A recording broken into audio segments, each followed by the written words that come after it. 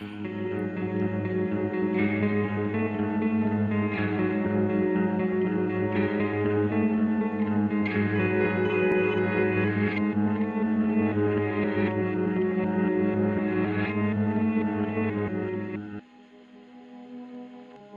guys, welcome back to Spooky Tuesday, a weekly podcast where we're breaking down all of our favorite slashers, thrillers, monster movies, and black comedies on the new scariest day of the week. I'm Cindy Thompson.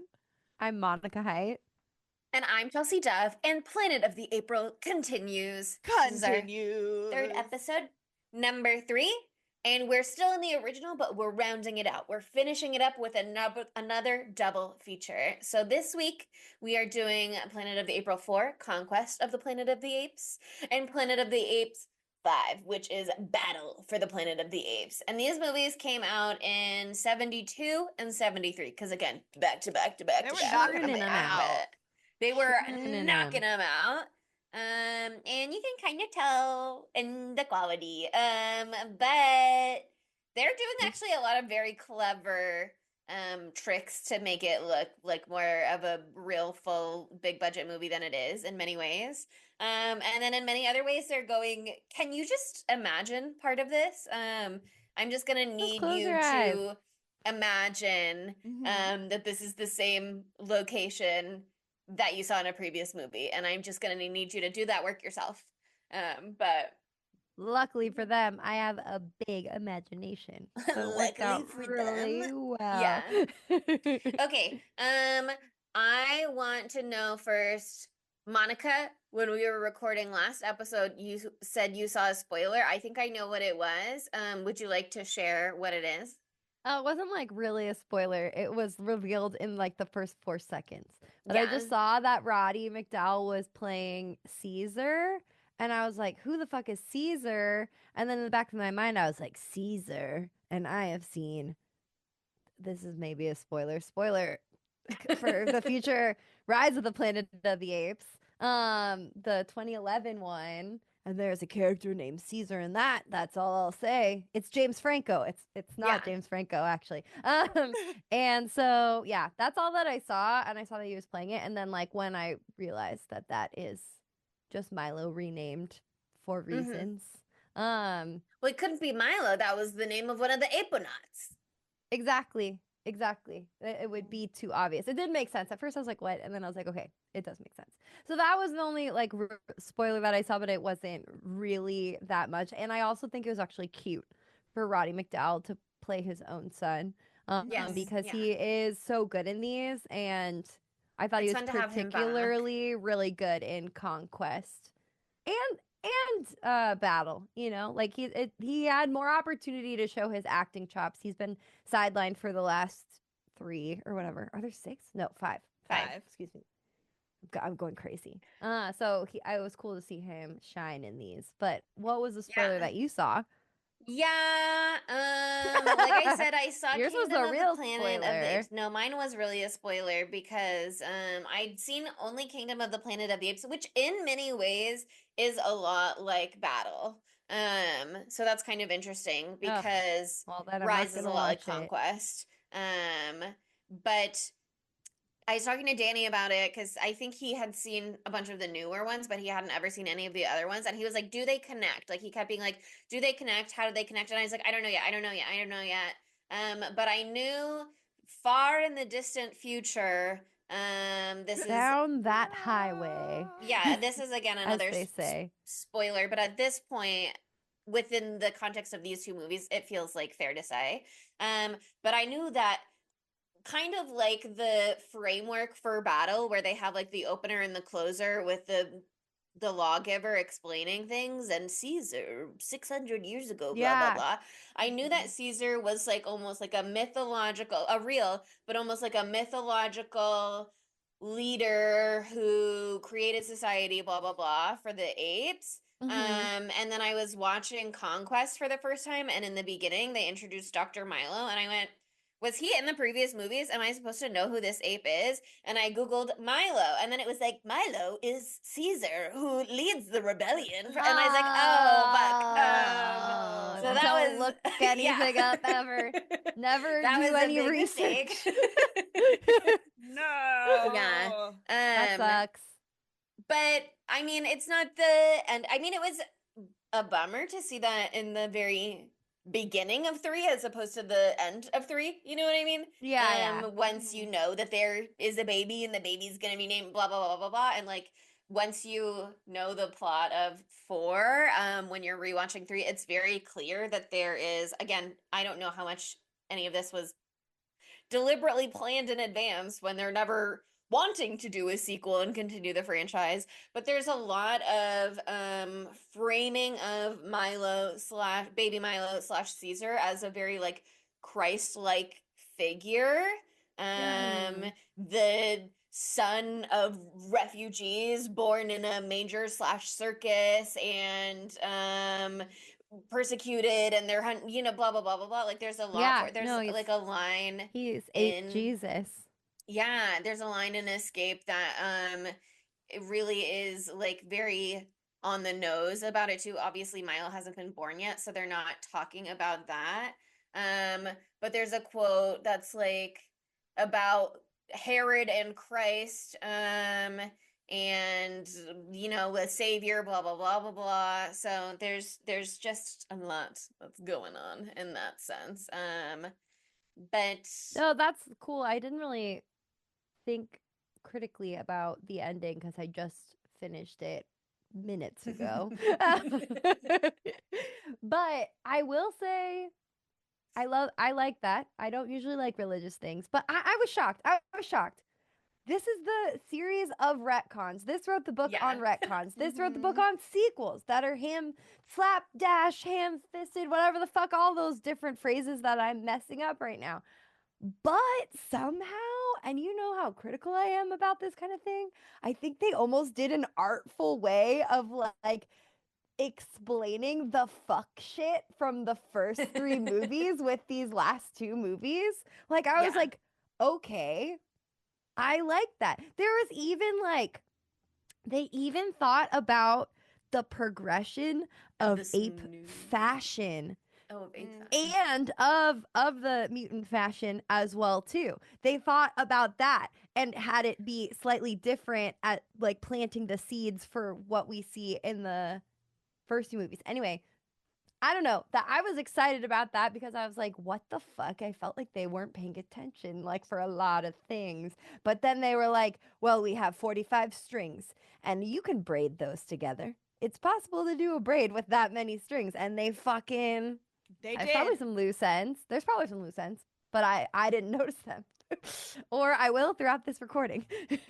Yeah, I mean, I think there's a really interesting conversation to be had in regards to themes we've already talked about, but like the cyclical nature of history is again very present in these ones to a degree, almost too much for my taste, a little bit. Like I wish that Yeah. they had planned ahead more because I think doing the slavery uprising origin story in Escape and then being like, what if that is what we watch in Conquest? It's like, Yeah. well, I don't know I how I wish feel they about that had if you're a not doing like a time verbatim. loop kind of thing.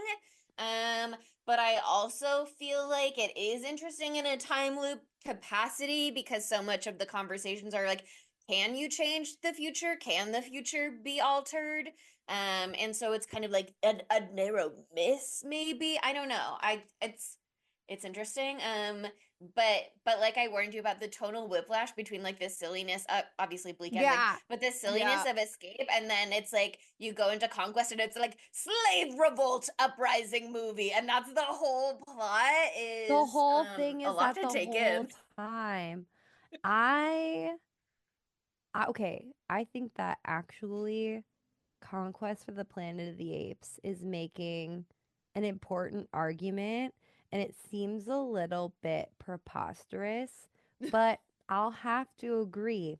I do think that the love of kitties and puppies might be the only thing stopping us from resorting to barbarism of the past in the United States of America. How about that? If we lose every kitty and every puppy, the whole world dissolves. That makes sense to me. That makes sense to me. But here's the thing also with that.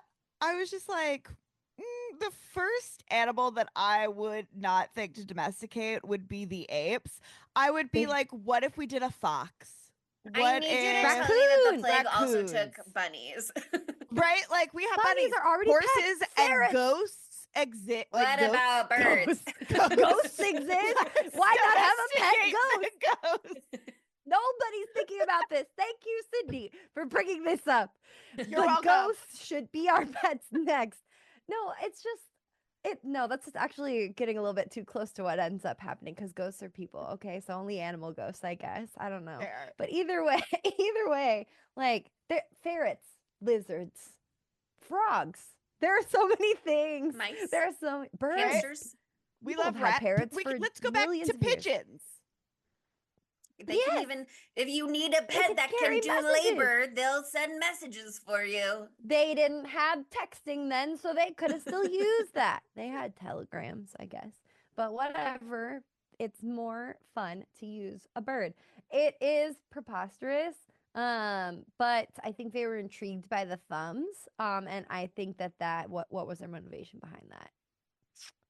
Could be bad in multiple different ways. You use your imagination, it's not good. Also, but though, if you wanted thumbs, raccoons kind of have that. There you go. Exactly. You could have had raccoons. They wanted something that could go like this. I don't know. Crabs. They could have had crabs. One Crab. thing There that are so I many think is interesting is that, Cornelius, I don't remember when he said this exactly what the scene was in Escape. I think he was talking to Dr. Dixon was there, but I think Dr. Otto Hassling might have also been there when he was telling them the story about, one brave chimpanzee named Aldo rose up and led the apes out of slavery. The concept of them being like, that was actually a good idea. We just need to be a little more proactive about making sure the slaves can't unionize. So we just won't ever allow the apes to congregate, and otherwise, ape slavery, I think we should give it a shot. Like, girl, they explicitly told you it ends in disaster. It was said explicitly, but it is so American to be like, no, we'll do it different. We're gonna do Well, it better We're this actually better than time. that. We would never, for one. See, here, look, we got the cautionary tale, and that means the second draft can account for those mistakes. Here's the thing. I understand that there is no way that what I'm about to say could ever have occurred, or they couldn't have ever made it make sense in the scope of the 70s, okay?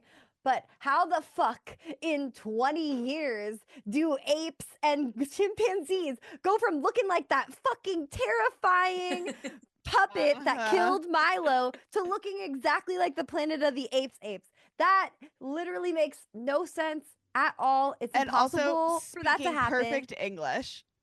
Well, yeah, only They that don't one. speak English yet. But Well, I mean, in the next one, it's been like 12 years. They're like, well, they're very confusing about it because they're like 10 years later, and then that one orangutan is like, I've lived here for 27 years guarding this armory. And it's like, what's going on again exactly? that didn't make any sense to me either. Yeah, there's like that also I was like, what the fuck? And then it can't have been, it could have been like 20 years because how old is Cornelius Jr.? They don't Cornelius say. Jr. is probably like 10. Yeah, that's So my at guess least too. there had to have been peace times after the war. So we're looking at the year of our Lord 2025 is when that is set. I don't know. Maybe. Somewhere I saw a timeline for it, and it says like 2024 or 2004. The thing is, it's just, again, one of those things where there is no real narrative consistency within the franchise, even within a Exactly. single movie. They can contradict themselves within sentences of each other. So you can come up with a timeline, but if you're giving a specific year rather than a range of years, you're kind of just deciding a lot of the time. Yeah. But in Conquest, they tell you it's 1991 now, which is so funny. Yeah. Yeah. Y'all bitches right off the weren't bat. even born. I can't believe That's it's so scary. Not me, though. years. I was born. Sydney was there, and you I did was there. nothing. What can I say? Wow. I was 1 year old. Complicit. Yeah, I just was so shocked by the tonal difference. You're so right. Like it was literally like dystopian era. Remember how fun the 70s were? They had the little Right? scarf.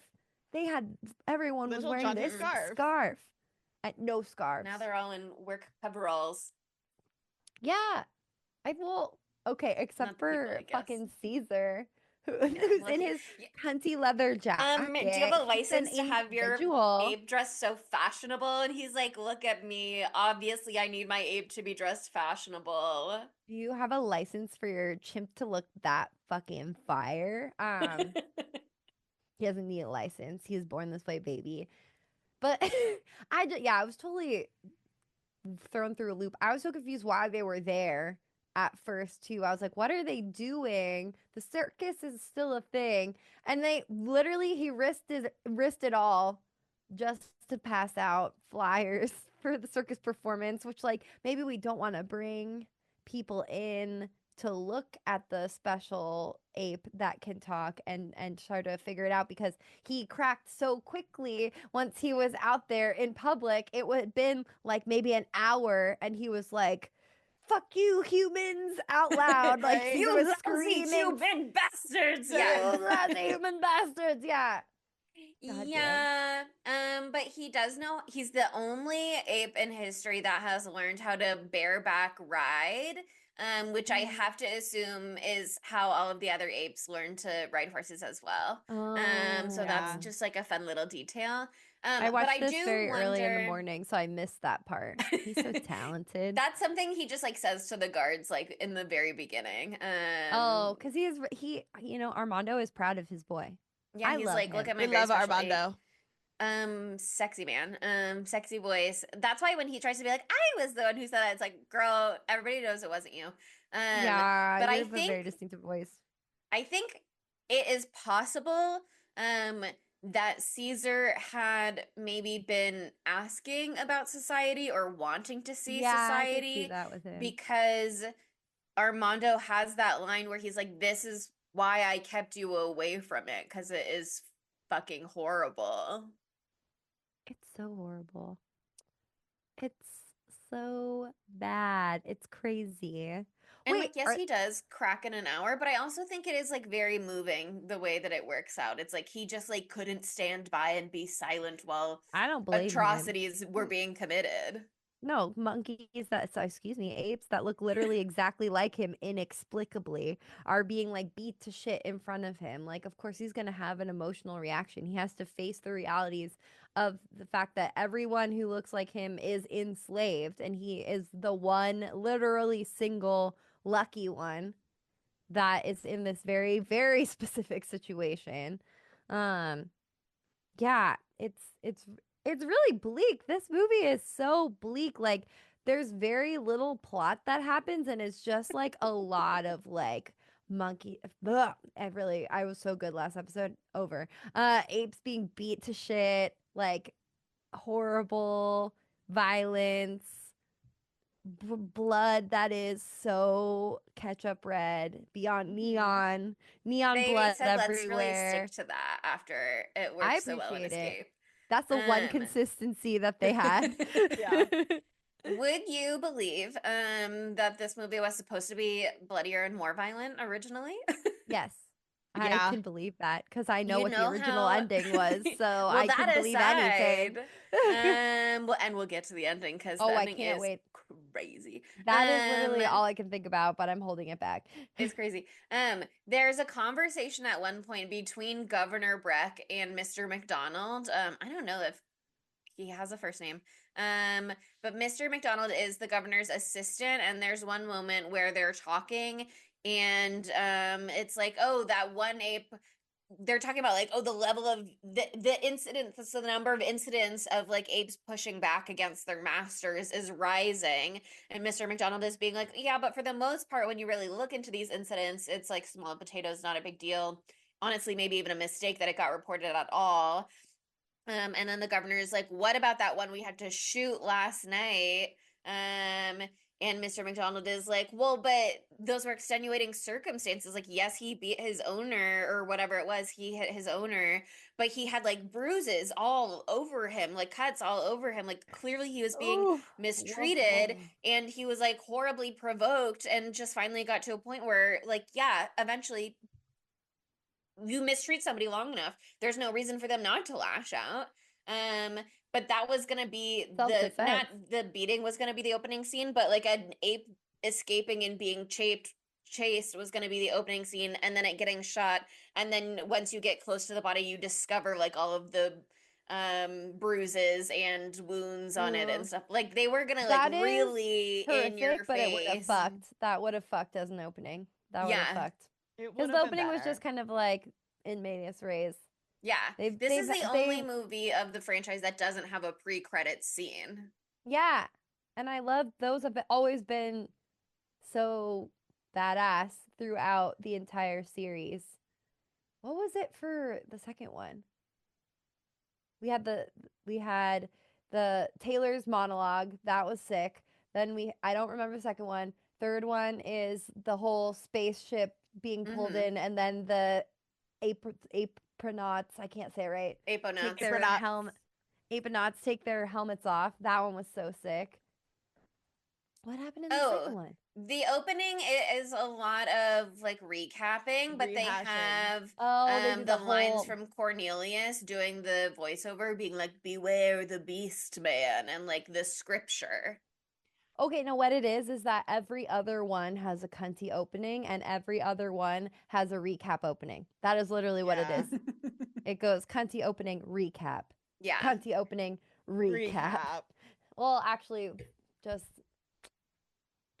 Armando one for Yeah, I was number gonna say 4. this And one's then the fifth recap one is is recap. just Armando being like, "Remember how you're the child of Cornelius and You're Zira, the the apes father." that came to Earth as astronauts, and they could speak, and they were killed politically because of that. And remember, that's you. You're that ape child." Remember who you are. Thank God. Remember. Mhm. Oh my God. I really was banking on having Armando there the entire movie though, and I was like super fucking stoked because I'm now in love with He's a- Ricardo yeah. Montalban. I'm in love with What's not him. to He's love? so sexy. I need to watch the fucking Khan movie, the Star Trek one where he's the villain. There's episodes, but there's also one of the Star Trek movies is with him specifically. I feel like that's easier to get into, lower barrier to entry. But I was so sad that he had to be fucking defenestrated. Yeah. I just wanted an opportunity to say that word, and thank Good you, word. I guess, Armando, for giving me that opportunity. But he really he really authentically loves Caesar, Mm-hmm. you know, and Yeah. the fact that he like goes back to the police after they've gotten away to try to clear his name forever so he doesn't have to worry about anything moving forward. And he just still does have that little hope, I think Armando does, in humanity. That like, oh, I can explain this away. I'm sure we'll be able to get our way out of this, but no, it's way too far gone. 20 years and people He have was just too lost the hopeful, plot. you know? Way too Yeah, again, hopeful. not that slavery has completely gone away, but they very No. actively brought slavery back. And in a way that is like so completely on the nose, being like American history of slavery. Like, oh, we're importing the apes from Africa and we're bringing them in Yeah. on ships and we're having auctions for them and It's they are very property. heavy-handed. It's incredibly heavy-handed. heavy handed. Woof. Yeah. They said Ugh. if you missed the implications of the civil rights conversations in the first movie, you can't miss it this time around. Don't worry, we got you. We will not hold your hand through it. We're going to put our hand on your head and just make you look at the screen and then you won't be able to miss it. Well, when did this one come out? 72. Oh my God. And when? Okay. So 60. Oh, it was like right. because we were saying this from the first one, 68 is when MLK's assassination was. I don't know. This Mhm. is like still right in the middle of the civil rights movement. It's just like I Yeah. wonder what the I I get that like they're making a point that is like see how fucked up this is, but then it must have also been just like a horrific thing to see, like as a black person or anyone like fighting for Well, black people's lives. actually, What? Black audiences loved Conquest, Oh, because of okay. the slave revolt themes and that, Okay. So well, it does get cathartic yeah. in that What I mean, way. again, well, this will be more relevant when we talk about the ending and the changes in the ending. But one of the first test screenings they did was in this was in the documentary they talked about it was in like Inglewood, and they showed it to a primarily Black audience, and the audience was like cheering, like they were like psyched about the storyline of this one being what it was, being With the like original ending? yeah, with the apes rising up and being like, fuck you guys, and we're overturning this, and we're like, we will smash you to death with rifles and you know what I mean? Fuck. Like, Yeah, Yeah. no. Okay, well that's good. That at least it wasn't traumatizing because that's what I was worried yeah. that it would be.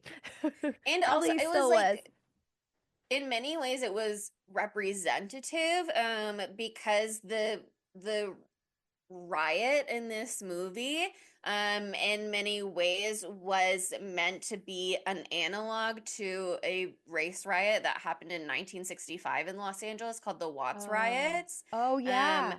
that were very much like the Rodney King riots. It was like there had Mhm, been a mhm. case of like police brutality after a man got pulled over, and then the crowd got involved, and it was just like several days of rioting in Los Angeles about police brutality and racial discrimination, Wow. in employment and blah blah blah blah blah.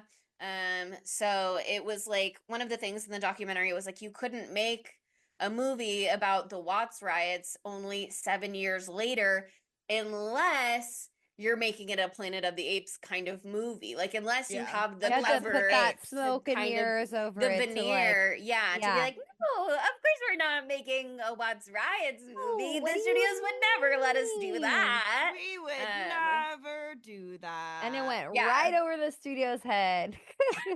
Yeah, And because that guy remember, was these like, movies no, aren't they're just for political. fun. Yeah, They're well, not this political is at the all. only movie in the franchise that is rated PG and not rated Yeah. G. And that's part of why Battle is in many ways the way that it is, where it is more like of a pacifistic viewpoint, and the way that the ending got changed on this one, because it had become a very like family friendly franchise in many ways, and then this one is Conquest is so violent. It's the most violent one in the franchise. There's like 60 on-screen deaths minimum, and there's like 45 minutes of violence, and that's the majority of what happens in the Yeah. movie. And so like it again came out at number one in the box office, but a little bit it was like, what happened to our family friendly franchise? So they kind of had to But if you weren't reposition listening, it was themselves. fucking family friendly, but the whole time it's been horrific. I don't Yeah. know. But I guess when you're a kid, you don't understand the penis jokes that Disney puts in the movies, you know? You So don't it's But a yeah, see similar the they thing. hidden penises on the cover of The Little Mermaid in the castle, you know? Yeah, you don't see that because you're a child and you're naive. So I guess you mhm. You're can't not looking understand for all of the them. parallels to the civil rights movement and everything else that's going on in all of these movies. Jeez, yeah, But yeah, no, they had test screenings, and mothers were like taking their children like running out of the theater during this one. fair, fair. Damn. This is I watched this first thing in the morning. Maybe that's why I've been sad all day. I literally Well, was like still in you bed watched watching this, and I creatures was being like, enslaved, and then yeah, I can see how that would affect oh, your day's outlook. yeah, a little bit. I did like this one. I Hmm. did like it, I like it but because it's so audacious. yeah, They really just yeah, spend a whole movie being like, I think slaves should rise up and overthrow their masters. yeah, I think 100% the that's whole great. time. And like they like literally like say what it is too, because you have Mr. Is that his name, Mr. McDonald? I don't Yeah, even have Mr. McDonald. Yeah. IMDb up. It's my first time podcasting. Mr. McDonald like is a black man, and he is literally like, at one point he has a line where he was like, I am from a group of people that was enslaved and blah blah blah. Like he directly like says that, directly makes the connection. But Well, it's made learn 1,000 times before that by other people too. Like very early on when he's stepping in to try and make the police stop beating that ape, they basically are like, "Oh, of course you sympathize with the Yeah. apes." Ugh, poor Mr. McDonald. I love him. Very handsome man who has a lovely heart. Only one Yeah, in they this say, movie. "What's the matter with him? He love apes or something?" And then the other one says, "Donut figure." Ugh. And that's some classic racism for you. There you go. Mhm. Wow. Classic Isn't that 70s racism. that is just classic. Well, I don't even think that they're doing I mean, maybe they're doing the black people ape comparison thing. I think they're just doing the history of slavery connection thing where they're like, I oh, think of it's course, both. like blah, blah, maybe. But he says that like in the conversations with the governor, they do that thing too, where it's like, oh, you bleeding heart, blah blah blah. So, oh yeah, the governor says, don't be so touchy, Mr. McDonald. All of us were slaves once in one sense of the word or another, and it's like, okay, Okay, so Mr. who said that McDonald, the governor says it to him. again? Mr. Okay. McDonald is always being like in that exchange um is I think about Caesar at that point when he doesn't Mhm. can't figure out how to pour the whiskey. Um and the governor says, "Ah, well, it seems the little fella's not quite so bright after all." And Mr. McDonald says, "No, but then brightness has never been encouraged in slaves." Like he Ugh. really is trying to Yeah. make his point and throw it in their faces all the time, but I watched this one and I looked at Governor Breck. mhm. Bad. And I was like, this is what Gavin Newsom's gonna become. My I'm God. sorry, I was thinking it the whole time. And I was Gavin upset. Newsom and his I was like, weird podcast. you can't fucking hide behind your hot face, Governor Breck or Gavin Newsom. Sorry, I also had a whole talk with my neighbor about Gavin Newsom being a fuck today too, and I was like, "You're right. Did you see Conquest of the Planet of the Apes?" I know. I can see into the I saw future.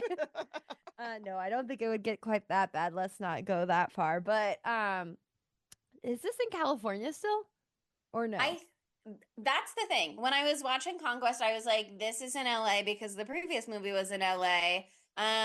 But And I thought then I when you recognized that watch building, but I think I made that right. up. Well, they filmed in Century City. They for sure filmed in Century City and they Oh, well, filmed at that's UC why. Irvine.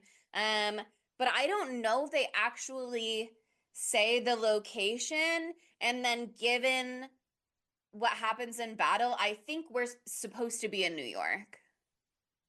Yeah, hold on. I'm Googling it. I tried to Google it and it just kept being like filmed in Century Century City. City. That's Yeah. all. And I was Yeah, like, it's just that. okay, thanks. It actually takes place in Century City. It takes Okay, place in Century so City. in Yeah, that 90 tracks. Century City. No one knows about this. Um, yeah, man. I mean, like, it's crazy because this movie. Okay, wait, hold on. Wait, hold on. This isn't. I had an epiphany. Caesar and Lisa fucked in this. So maybe that's when fucking little Cornelius Jr. was conceived then. So When it did they could be fuck? only 10 years after this. You don't remember? This also reminded me of, yes, oh my God. This reminded me of the book because there's that part in the book that I keep bringing up because I love it. When they like pair Ulysses, this is again the like apes and humans being swapped in what they do to reference the book Mm-hmm. in Escape from the Planet of the Apes, and then also in this one, in some ways, the book does not go this far down the road. It does not go this far. But anyway, they put Ulysses with Nova in a thing, and then to make them do sex because they want them to have babies so they can test the babies and whatever. And they do the same thing in this, and that's because they want more slaves, which is fucking horrible. But like, yeah, he sends earlier in the movie, fucking Caesar's yeah, I know the walking part around you're the talking town, about. and he sees Lisa, and they have a little flirt. I love her little monkey first flirt face, and that's also what's her name, Natalie Trundy. Yeah, Yeah. she's back again. The blonde lady She's from all the movies. Stevie from Yeah, Escape, Natalie Trundy. and the cunty blonde ponytail Albina. girl Albina from Beneath the Planet of the Apes. And she looks really good in the ape makeup, I have to say. She looks really cute. She looks Yeah. so cute. I was It like, is oh, this love suits at you first very. sight for Caesar and Lisa for sure. They had that little flirt look. She does her little like, with her little hands up. Mm-hmm. But yeah, then they send him into a special sex room, and who's in there? Well, Lisa. They bone. okay, what I remembered from that scene, We don't see was them bone. right. To me, it seemed like there was an announcement to bring people to the breeding compound. And then there is what I did initially think was Lisa lounging very appealingly and flirtatiously on her little couch. But then they kept walking and they go into the training center or something after that. They go over to the auctions. And so I was That's like, oh, they just like after. passed by and somebody else is doing the breeding, is what I thought. And then I was like, oh, that wasn't Lisa. I thought it was. I mean, I thought it was like I background watched color it. for the world. I watched it 12 hours ago. But I think that so it could have left my mind already. But I thought I remembered him going in there and being all nervous and looking around, and then she looks up and it's Lisa, and then that's all you see. I'll They fact definitely check it like right now. pause and look. I mean, maybe I just misunderstood the implication of this scene. I thought they were like walking by, and then they stop because he's still like in line with all of the other apes at that moment. And then he does kind of give a look like, They choose him. well, They're like this okay. one. They choose him and they're like this one, and they bring him into the room. I'm like 99% positive Yeah. that that's what happened. I did think that was what was happening, but then what happened next, I went, oh, never mind. They were just walking by. Like that's literally what's in my They did a notes. jump cut because they're not going to show monkeys fucking. I'm Why so sorry, not? apes fucking. Why not? Because they have to show 60 on-screen deaths, and they're like, we can't do the fucking and the deaths, or this will be an R-rated movie, and that doesn't exist in 1972. I don't know, did it? Yeah, I was gonna say, I think they specifically were trying to avoid an R rating. Exactly. So they couldn't show the fucking and the killing, and so they could have chose the killing. implied it a little bit more. Boo. Adore I think it closing was with very them. obvious. I don't Well, know. I thought it maybe- was obvious until I went, oh, I guess they're not doing that. So, Okay, well, I'll do some more research right now. I'll watch and see what the vibes are but while we continue certainly, talking. if Cornelius is 10 years old and Battle is 10 years after Conquest, you know, they're getting together very soon, at least. I literally clicked to the exact part. Oh my God, fortuitous. Wow, I love that for you. It's happening. I'm watching the little sexy time thing happen. They make eyes at each other for sure. Yeah, no. 100%. 100%. Sorry, Chelsea. Love you. The only time you've been wrong. They walk them all up, each ape. I really gotta not do the monkey thing. Each ape to each door. Each door has a hot ape chick in there. Almost did it again. And then he's like looking, and he's like, oh, do I go? Should I He go does make in a face there? that's like, okay. He's like, and then he's like, all right. And then he goes in, and then they all, and it shows them all walk in, into each of Okay. their own doors. I need to- Promise. I believe you, then but I need to see it for myself. It's at 29 minutes. It's like Okay. 28:40 or something like that. Anyway, hand to God, they fuck. We don't see it, but it happens. And I was They're pretty sure that was fucking. Lisa, so because they have that like instant chemistry, you know, Yeah. because they've already laid eyes upon each other. Yeah. So that's fun. They had sex. That's how Cornelius Jr. was maybe conceived. Potentially, we have no confirmation. CJ. Little CJ, my CJ. guy. What a cutie. I'm not ready to talk about him yet. I can't talk about him yet. um, but yeah, I think something that's really interesting about this movie is like how Caesar has this way with the other apes, like this nonverbal communication that he can do, and they all like feel like comforted by him, it seems. Mm-hmm. Um, which I thought was like a little bit strange because like he is like markedly different than them, but he isn't talking to them, I guess. He's keeping that mum. But I guess They have animals a do have moment. like a non verbal mode of communications. It's not like they talk only through like dogs only talk through barking or cats only talk through meowing. They do little like I don't know. I'm not an animal, so I There's can't a tell you. moment at the end of this movie, when Caesar is being like, and this is going to be happening in cities all over the world, and Mr. McDonald is like, how could that possibly be happening? How would they Yeah. know about it? And he says, if a small mindless insect like an emperor moth can communicate with another over a distance of 80 miles, can't you see that? And Mr. McDonald goes, an emperor ape might do slightly better. And Caesar says, slightly, what you have seen here today, apes across the 5 continents will be imitating tomorrow.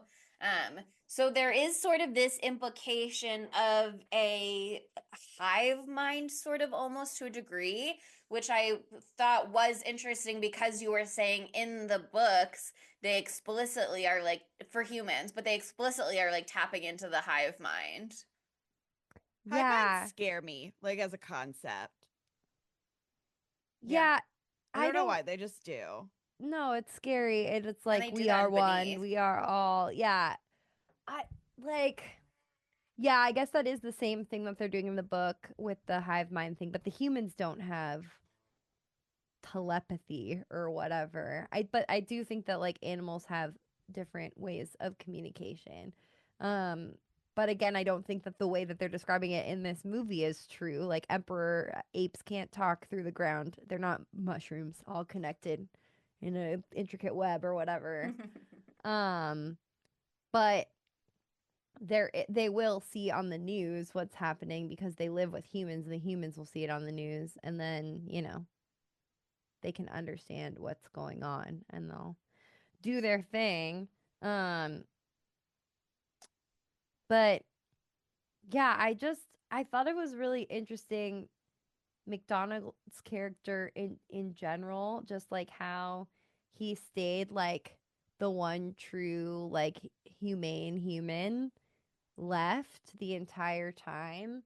Um, and he was like willing to do what's right, even if it like puts, I'm using scare quotes, puts the human race at risk or whatever.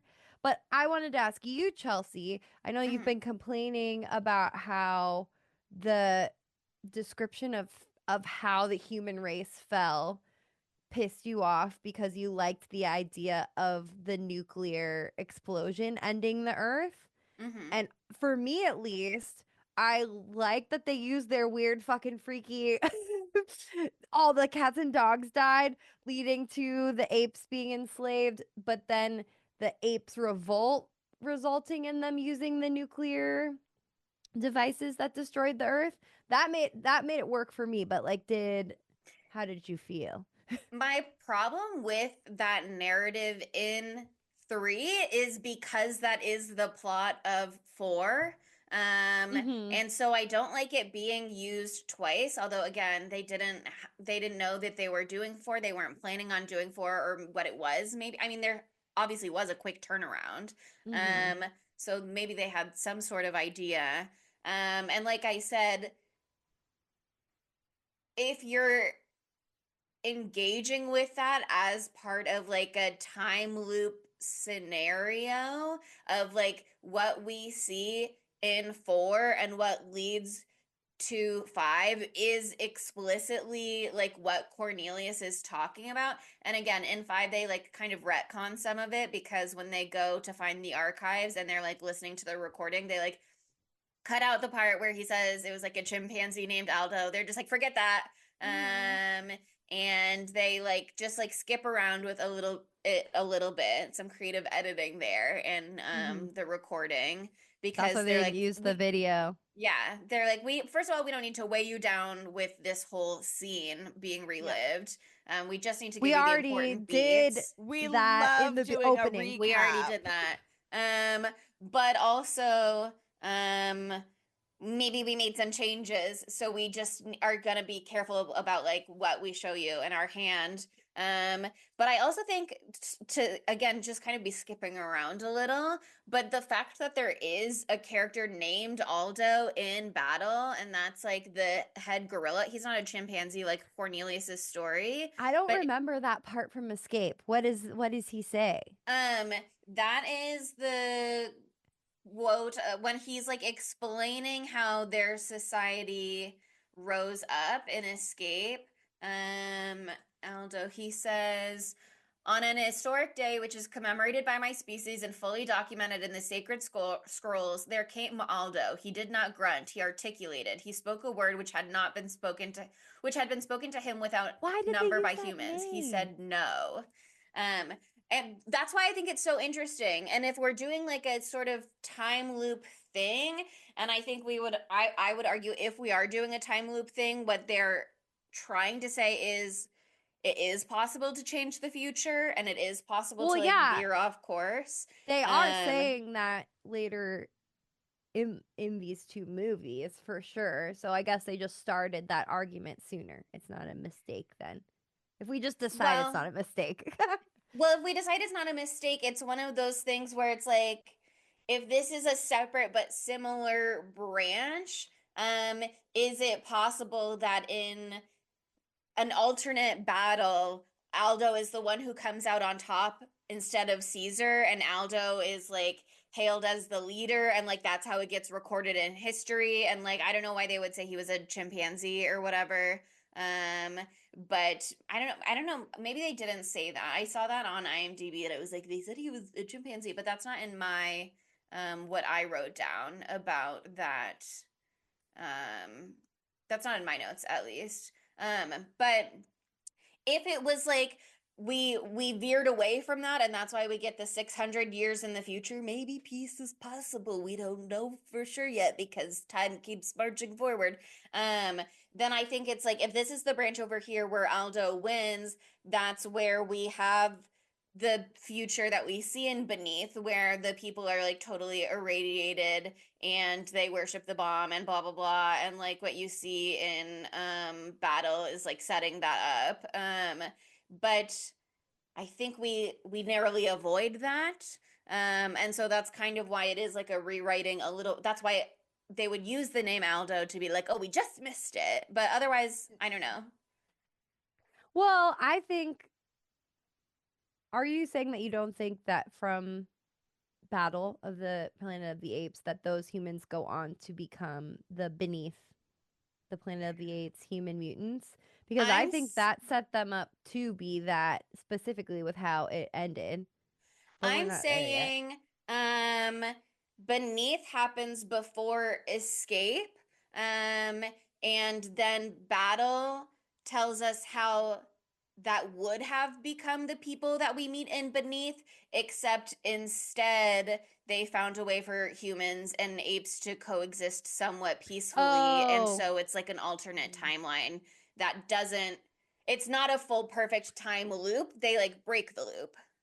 I get what you're saying, but also they could still be underneath the earth doing their freak shit. We don't know just Right. how And it like could be, in the first Planet of the Apes they had no idea that the humanoid yeah, mutant people were down there. Um but anyway, we'll get more into to battle that in a and second cuz one thing before cuz like there's not like a shit ton of plot that you can talk about really for Conquest. Lisa One thing. and Caesar are flirting, and then there's slave revolt. Then there's Slave Mhm. Revolt. But one thing about the Slave Revolt that I thought was really awesome how they showed it. One, love the jumpsuits. Looked very cool. Two, I think that it was cool to show how the things that they had taught the apes to do became strength for them to defeat the humans. And I don't know if they do it more than once, but the one that stood out for me was the fire, because they had the fucking, in my mind, Benihana's apes. They were like, these are the apes that work at Benihana's, and they can handle the flame. And so when the flame came to them later on, they're like, bitch, I'm not scared of the flame because you trained me about that with the banana earlier. And so I will get the flamethrower and light that shit on fire. Chelsea? I don't remember which one is which. But we were so sad last episode. Not, I mean, I don't think we care as much about Julius, but we were sad about Julius and Lucius getting exploded by the bomb.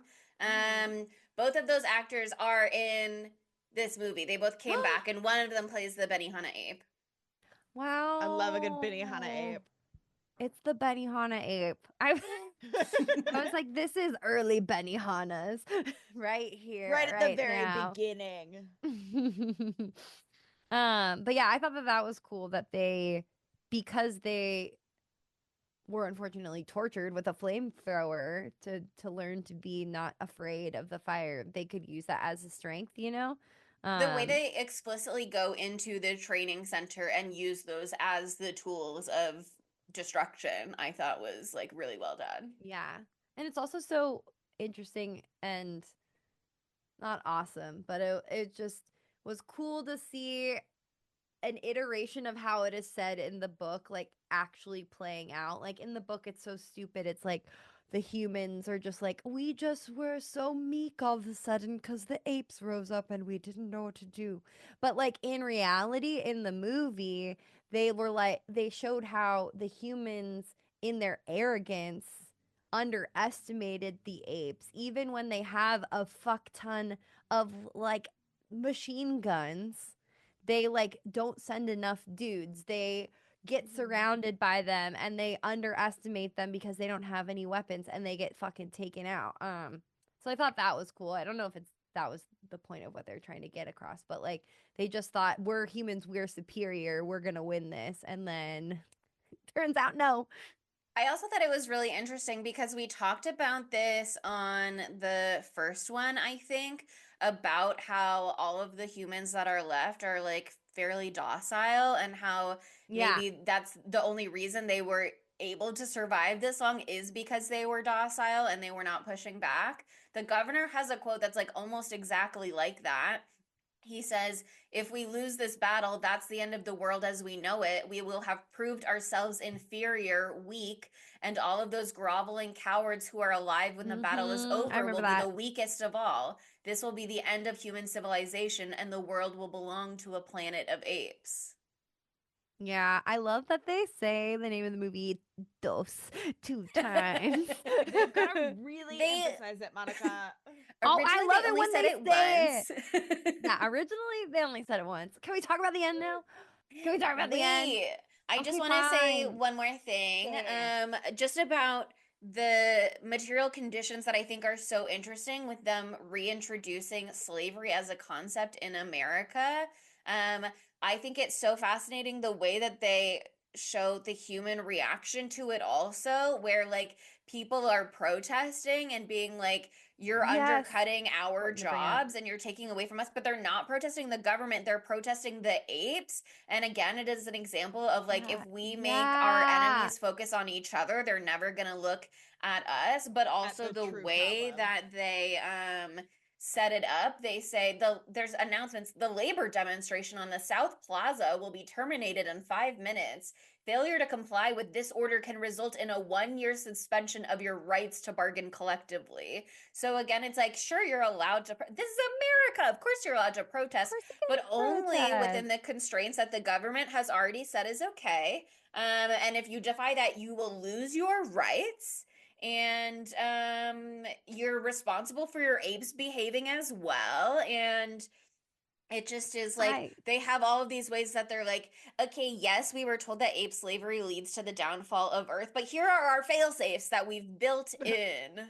But what if we can still do it? Fucking goddamn. Well, okay, so to bolster what you're just saying, like there's also a really interesting parallel in that voiceover part when we're first getting oriented to this new dystopian world just 20 years after the fun time we just had.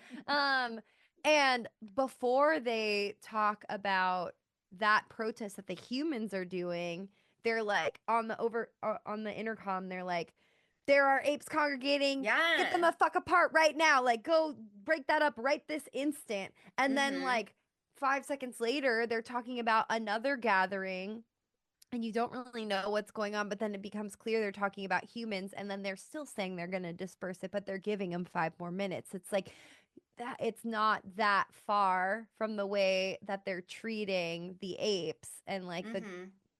like I There's think a that that's line an also that's like, there's a parallel. report of unescorted apes in the plaza. So again, it is like apes have to be watched at all times. They can't hang out with each other. They can't talk to each other. If we let two apes be alone together, they are going to start planning their They're gonna uprising. unionize, Yep. and God forbid. Oh my Nobody God, wants a union.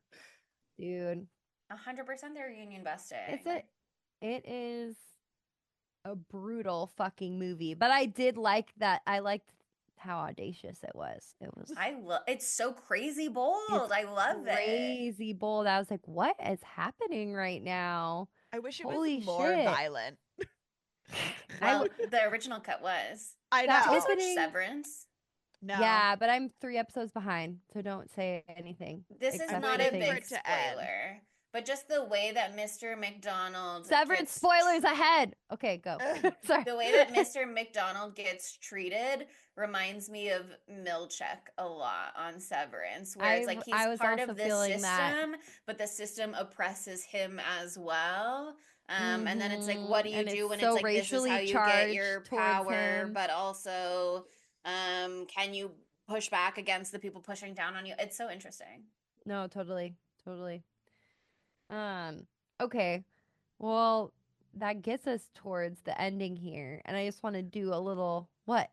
The What? torture scene. Oh yeah. Oh, I might have The deleted that from my brain. electroshock table torture. It's horrendous. And then when they It's think he's horrible to dead. watch. Yeah, because Oh Mr. my McDonald God, runs out there and yeah. like flips all the breakers, and like Caesar is Yeah. fast enough to catch on that he's like, oh, they're gonna try and kill him. I don't know if he like is just preparing for it, and so like he starts to react preemptively, or if he realizes if he sees What Mr. was McDonald happening? leave the room that he's like, oh, I know he's gonna help me because they already had that conversation where he's like, I wish that you could understand, and he's like, I understand, Mr. McDonald. And so they have their little tete, and then he like lets him go free, or tries to at least. Yeah. But the way he catches on and knows he needs to play dead is very smart. It's beautiful, honestly. Well, he's smart because they're like, kill him or whatever, and then like they flip the switch and nothing happens. So he's like, well, there, that was supposed to be dead, so I should probably I'll just act that way. yeah, So horrific, such like torture, overt but we don't violence. do that. Dot dot dot to humans. Fucking hell, it's. Oh man, these are people should watch these today in the year of our Lord There, 2025. They're People really should watch prominent these. in what's happening. Yeah, There fucking was you're a welcome, quote- listeners. We're making you think critically. Spooky There's a Tuesday on quote. the pulse of society at all times. At the end of the 1998 documentary Behind the Planet of the Apes, Roddy McDowell says, Ape and man, ancestors and brothers, their fates hopelessly intertwined. One holds the secret of the past, the other to the key to the future. But which is which? Planet of the Apes holds up the mirror and asks us simply to look at ourselves, at our fears and our prejudices, at our hopes and dreams. But as a new millennium dawns, can we expect more exciting adventures on the planet of the apes? Perhaps the answer lies somewhere in the stars, or maybe right here on Earth. And also, I got what chills. I mean that quote slaps, but I thought it had the bit in it that actually is a separate quote, maybe from somebody else, don't know. But they say these movies are just as valid now as when they first came out, and probably will be 30 years from now. And 30 years from then, yeah, guess what? They now. sure are. Yeah, they Still sure is. fucking are.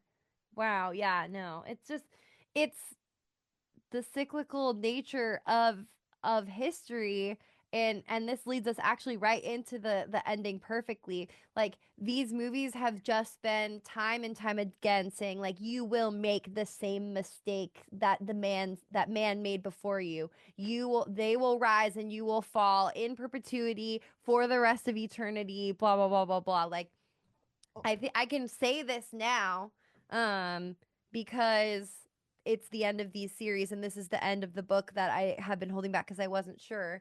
But in the book, they were very clearly not on Earth. They were by like Beetlejuice or something. Oh, they say something Beetle about guys? that in the beginning of the first one where they're like, we're 600 light years from the Beetlejuice, blah, blah, blah, Yeah. or something like Yeah. that. They're like, unless I misunderstood the book, in which case I did binge it in a day. But like they were on. No, they were. They were literally on another planet. They were on another planet. No, I take back what I second guess myself because this makes the book way more cunty if it's the way I'm saying it, and so I choose that to be the way that it is. They're on another planet 100% for sure. And then at the end of the book, Nova, their newborn child, and Ulysses, I can't remember what they named the kid. Sorry. They all get to escape because, like I said from the first episode of Planet of the April, the society of the apes on this planet in the book has aircraft, has space travel, has the whole nine. They have it all. And so they were going to be shooting a spaceship out into the solar system to do something. And they were going to put humans in it as like test dummies, similar to how we sent that poor little fucking chimpanzee into space in real life. It wasn't us, that was Russia, right? That sent the chimpanzee. That happened. Yes. Russia sent a dog. I guess I don't. That was like Yeah. somebody sent a monkey. That happened. It happened. There was a chimpanzee Well, if it that was went a up there. chimp, then it wasn't a monkey. It was a Yeah. chimp, and I'm sorry again. But anyway, so it's another fun parallel there. But they escape because, you know, Ulysses is a fucking astronaut, so he knows what to do. So they His name was escape. Ham, the chimp. Him. May he rest in No, peace. He died, right? There's no way he Ham. survived. He for sure died. Well, he died in a North Carolina zoo, so I think he did survive. He got back. Whoa. Wow. He's born in French Cameroon, captured by animal trappers and sent to the rare bird farm in Miami, Florida. Oh, this was United States. Yeah. No, if it ended up in the States, then that is a United That's States. us. That's a Ooh. United. Sorry, we did that. I got my Us. space traveling animals confused, and I'm But he sorry because I have. survived. He's Like he is the survived? sad Russian animal story. Laika's So Laika Yeah, she died. didn't Okay, come back. Laika died. So well, she could still be up there looking down on us. True. do you know how long dogs live? Maybe she got picked up by Forever, I aliens, and think, they right? made dogs live always forever. live forever. That was one of my questions also. How long do chimpanzees live? Because I think they aged him up to the age of 18 to be like, he's an adult in a way that audiences will understand. But chimpanzees only live to like, the oldest is like 38, I think, or something like that. These so ones are different, so it's These ones are fine. different. These ones are built different. I'm so sorry. I'm going. Whoosh, I'm lassoing back back. to what the smart person point I was trying to make. Sorry. Let's see. No, it's okay. His I name was Ham. started What was us I on this. supposed to do? Yeah. I was like, I needed to know his name was Ham. I needed to know. But basically, so this is in the book to remind what we're talking about. Ulysses, Nova, and their newborn child go out into space, and Ulysses takes the spaceship and pilots them back to Earth. They go back to Earth. They land in France near Paris. They can see the Eiffel Tower. They get onto the fucking like an airport landing strip. I don't know. He's very good at being an astronaut. Okay, he lands it very beautifully. And they're standing outside and a car comes to them chugging along. And Nova's the one who clocks it first. She starts screaming. Who gets out of the car but a gorilla? And so they're back on Earth thousands of years later, and the same thing has happened as what happened on the planet that they were on before. And I thought that fucked so hard. And you know that something's wrong because the whole beginning of this book is there's people doing space travel for funsies. Like a couple is up in space doing a little space travel for fun, and they see a message in the bottle floating in space. It's a little cheesy. They grab the message in the bottle, and then the husband is reading this letter in a language that the wife doesn't know aloud, and she interjects in a weird way where and he's like, shut up, just let me finish this, and then he reads Classic the whole man. thing. But when she interjects, you're like, and it was when he had said human, Ulysses had said human in his letter, and then it's revealed at the very, very end that the people reading the letter, the space travelers who are doing space travel leisure because they're super mondo rich, are also apes. So like apes run the whole fucking universe.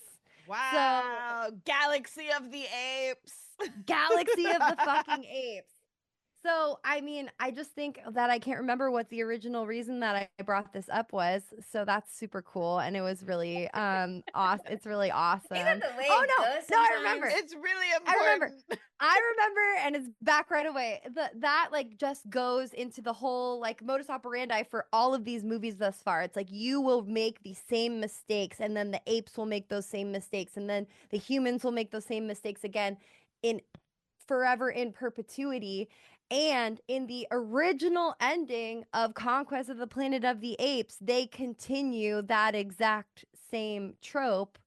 And then it tested so poorly that they changed it into a hopeful story instead. I But want to hear which ending Sydney watched. It was the hopeful one. Okay. Do you know what the other one is yet? I didn't watch it. Okay. I didn't have oh, time.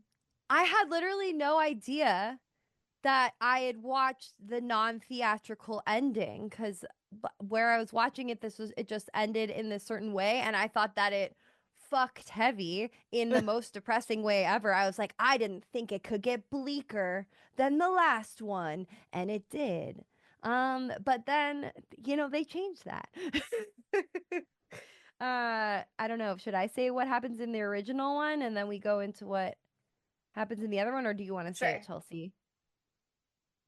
Somebody explained to me the original one. Yeah, I have all the quotes written down if you need it. Yeah. But you No, can. you do it. Okay. So in the original ending that they intended, they're having this riot, they're having this face down. They pull the governor out as you see. In the ending they ended up going with, it's like they're almost sort of deciding what should we do with Breck, what should we do with Governor Breck, and McDonald is like, be humane. Violence prolongs hate. Hate prolongs violence. By what right are you spilling blood? Like he has that whole thing. Caesar says, by the slave's right to punish his persecutors. Mr. McDonald says, Caesar, I, a descendant of slaves, am asking you to show humanity. Caesar says, but I was not born human. I know the child. Mr. McDonald says, I know, the child of evolved apes. Caesar says, whose children shall rule the earth? And then Mr. McDonald goes, for better or for worse? And Caesar goes, do you think it could be worse? And Mr. McDonald says, do you think this riot will win freedom for all your kind? By tomorrow, blah, blah, blah, Emperor Moth thing. And then this fucking monologue back and forth is so fucking it's well so done. Anyway, crazy fire. keep going. Yeah, Caesar goes, where there is fire, and this is so Hunger Games coded. I know 100% of my heart now that Susan Collins is a fan of Planet of the Apes. Yeah.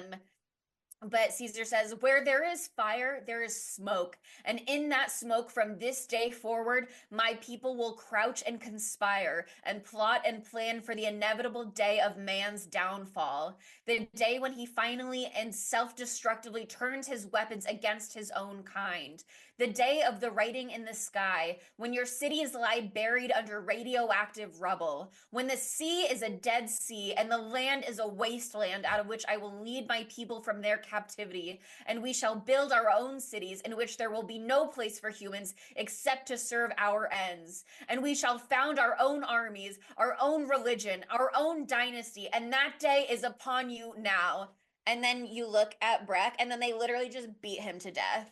They literally beat him to fucking death with the butts of their guns. They don't shoot him. They're like bloody, 40, like red paint all over them. They're like they're just smashing fucking him. smashing him, bro. It's fucking crazy. It's so brutal, and it fucks. It rocks. I'm gonna have to go on a Plex We'll and have just to watch watch the it. last scene. You literally have to. I'll No, send you 'cause the it's like- YouTube. Yeah, Monica Okay. sent it to you. No, the YouTube I sent is the theatrical ending. Which is the So one so that that's I well, then I'll- that's The YouTube that you sent is the theatrical ending, which is what I needed to see. But the thing that I couldn't wrap Oh, my head around was they're both on YouTube. I'll send you the where other link. where the theatrical ending came in and like where the cut was. So I watched them both like 3-4 times. This is part of the reason why I needed extra time to start today, because I could not figure it out because I was Yeah. getting caught up in the monologues, because it so does not fucking make sense what they do with the theatrical ending. When you watch it, having watched what we watched first, you can tell that it's fucking, talk about a slapdash. Holy shit. I have never seen anything that's more slapdash. And I'm sure you wouldn't notice if you hadn't seen the fucking fierce, insane ending. But at the same time, it doesn't make sense because the 180 that Caesar does in this moment would snap a fucking neck. I've got whiplash so bad it doesn't really make sense. But it's like literally in the second after he says that exact thing that Chelsea just said, like you see like a shot of McDonald looking scared as shit.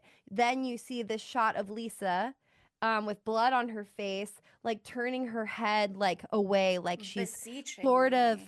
yeah, she's sort of ashamed. You know, it's a little ambiguous in the original ending. And then the fucking beat to shit moment happens, whatever. But in the theatrical ending, they change it. So, and they pull a little card from beneath the Planet of the Apes, and Lisa goes, no, No. no. Sort of like when Nova's like, Taylor. Yeah.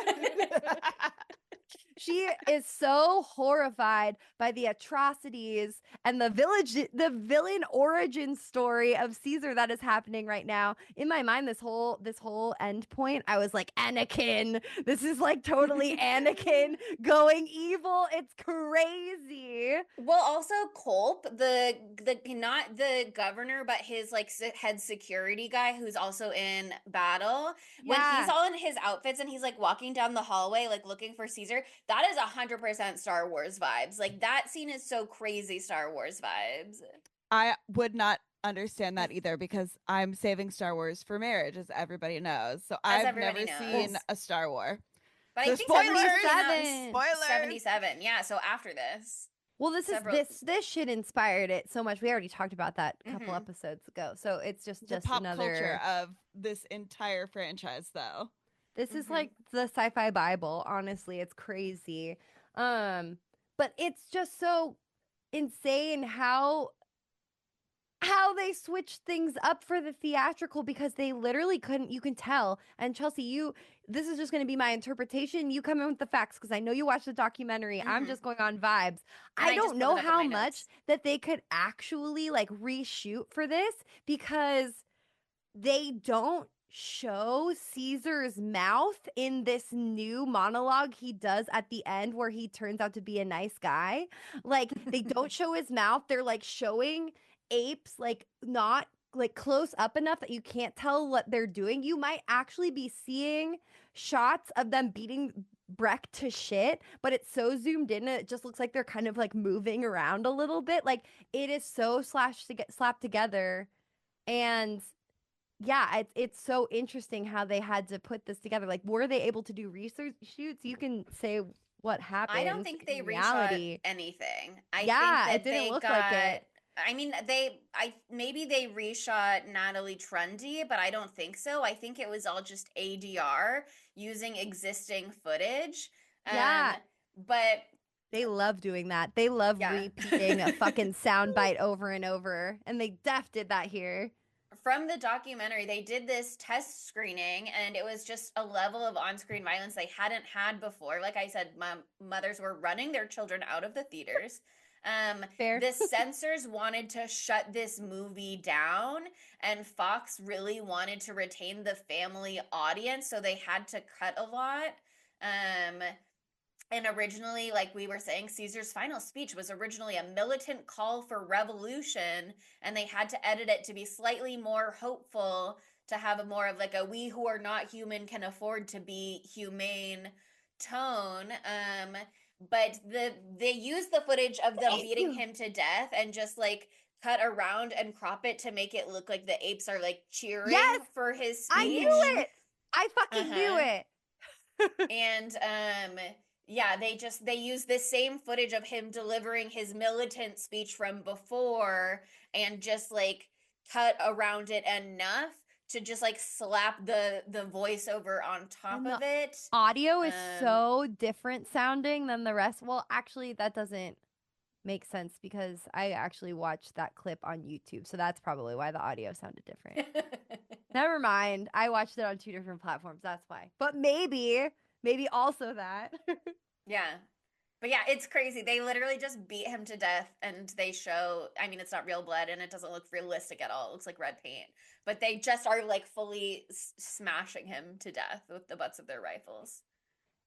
I mean, here's the thing. Like for me, I do love the direction that this pushes Battle for the Planet of the Apes because Mm-hmm. I thought that it was really good that Battle for the Planet of the Apes ends on a hopeful note, and we will discuss that movie a little It's the bit at some only movie point. that A does. little bit. A little bit because I honestly don't have that much to say. But like I love that like they had to make this change and it led to that movie that we got because I do Yeah. think that that was like a really it felt like a nice way to end this franchise at that point because obviously there's Mm-hmm. 40,000 more movies that are reboots or whatever. But I do think the original ending is so awesome. And if Yeah. they didn't ever do a fifth movie, which would have been fucking fine with me, I could take that one or leave it, though I do like the things they do with the radiation. Um, that would have been such an interesting ending to end it as and the bleakest point ever. Be like, here's this person totally vindicated in his uprising, and then he's gotten to the top now, and he will just kill, and you kind of lose your you still love Caesar. You understand him. You totally understand him, but then you're like, "Oh, he's going to take it there and he's taking it right past the line of humanity or ape-panity. I don't know what you would say in this regard and going to a place that is just vengeance, Yeah. which doesn't get anyone anywhere and just Right. shows that this ape society, if the original ending stayed as it was and Caesar did what he did in that original ending, then ape society is set up to be exactly like human society was. He's literally saying like, "Oh, they enslaved us, we're gonna enslave them." And then nothing's Slavery ever going to get continues. better. Yeah. Slavery continues. So I just found that so fucking fascinating. That blew my mind, Chelsea, when you texted Yeah. and told me that that wasn't the actual ending. Yeah. Like, wow, Yeah. wow. Well, I mean, I don't know if they knew when they were releasing this movie that they already were going to ask for another sequel or what. I mean, Yeah. they had to have, again, because just with the timeline of that turnaround. Hmm. Um, but they were just very worried about Caesar as a figure and about, again, this Christ-like figure in many ways. And the way that he's like the progeny of the protagonist from before, blah blah blah blah blah. They were not comfortable with anyone leaving the theater thinking of him as a mass murderer rather than as a sympathetic figure. Well, And that's just the way that it shook yeah. out. But when we're talking about battle, I think it's interesting because they couldn't do the militant call for murdering the oppressors that they wanted to do, but they Hmm. still are really grappling with some of those same themes because we're kind of back in the universe of like, yes, humans and apes are living together in Caesar City now, but not equally. Very much No. not equally. Humans do not have the It's same like rights as chill-ish. apes. It's chiller than Planet of the Apes 1968, Right. but Like we're coexisting, but humans are not as not good as equal at apes. all. Apes don't kill apes, humans kill humans. So let's just start there.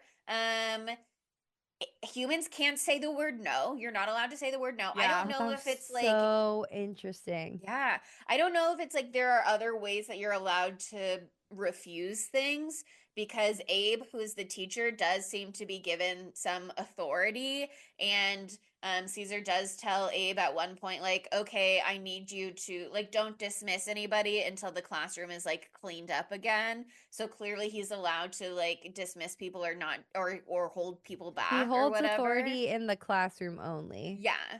But humans are not allowed to say the word no because humans abused that right when they were the slave holders and apes were the slaves, and now it is explicitly a trigger for them, which is a really interesting concept to get into.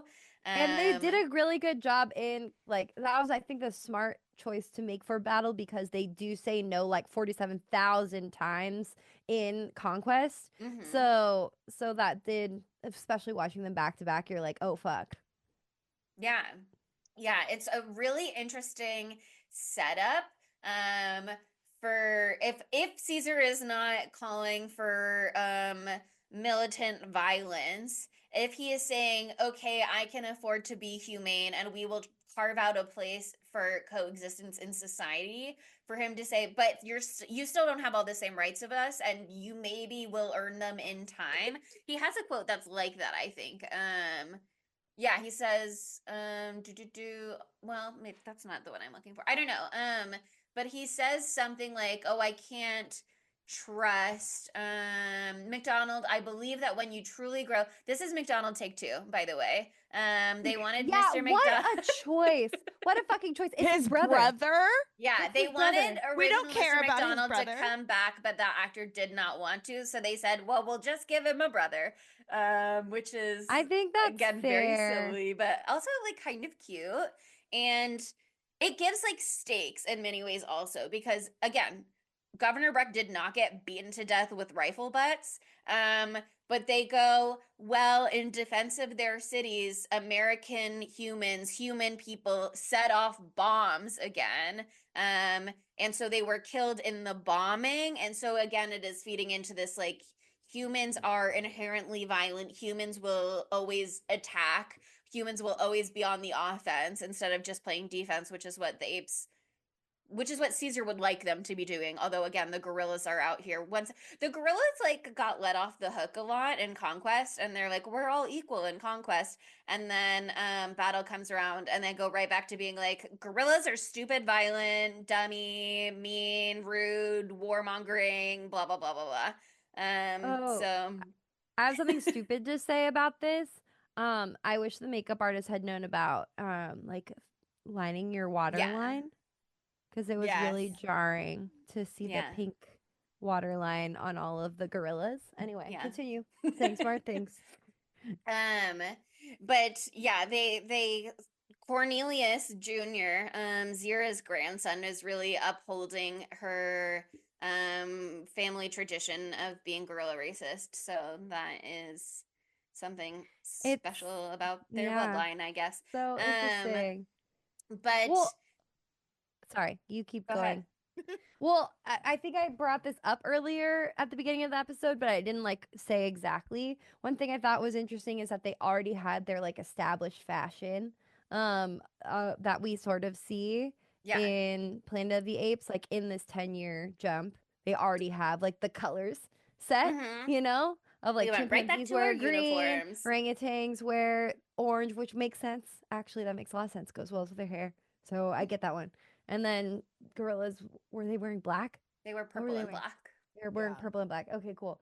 But I thought, what I thought was really interesting, and then made even more sense at the end, and they did the continuity right in the fashion, in the costuming for this, was like at the very beginning we have that like um flash forward to 2049 AD or something like that, 26 something, yeah. or 26. 26, or yeah, really long time um from now, and North he America, 2670 AD. yeah, and you see the orangutan, and he's wearing something very similar to what we saw in Planet. It's the orange, and then it has the leather on the front that is embossed with some sort of symbols that we don't ever find out what they mean.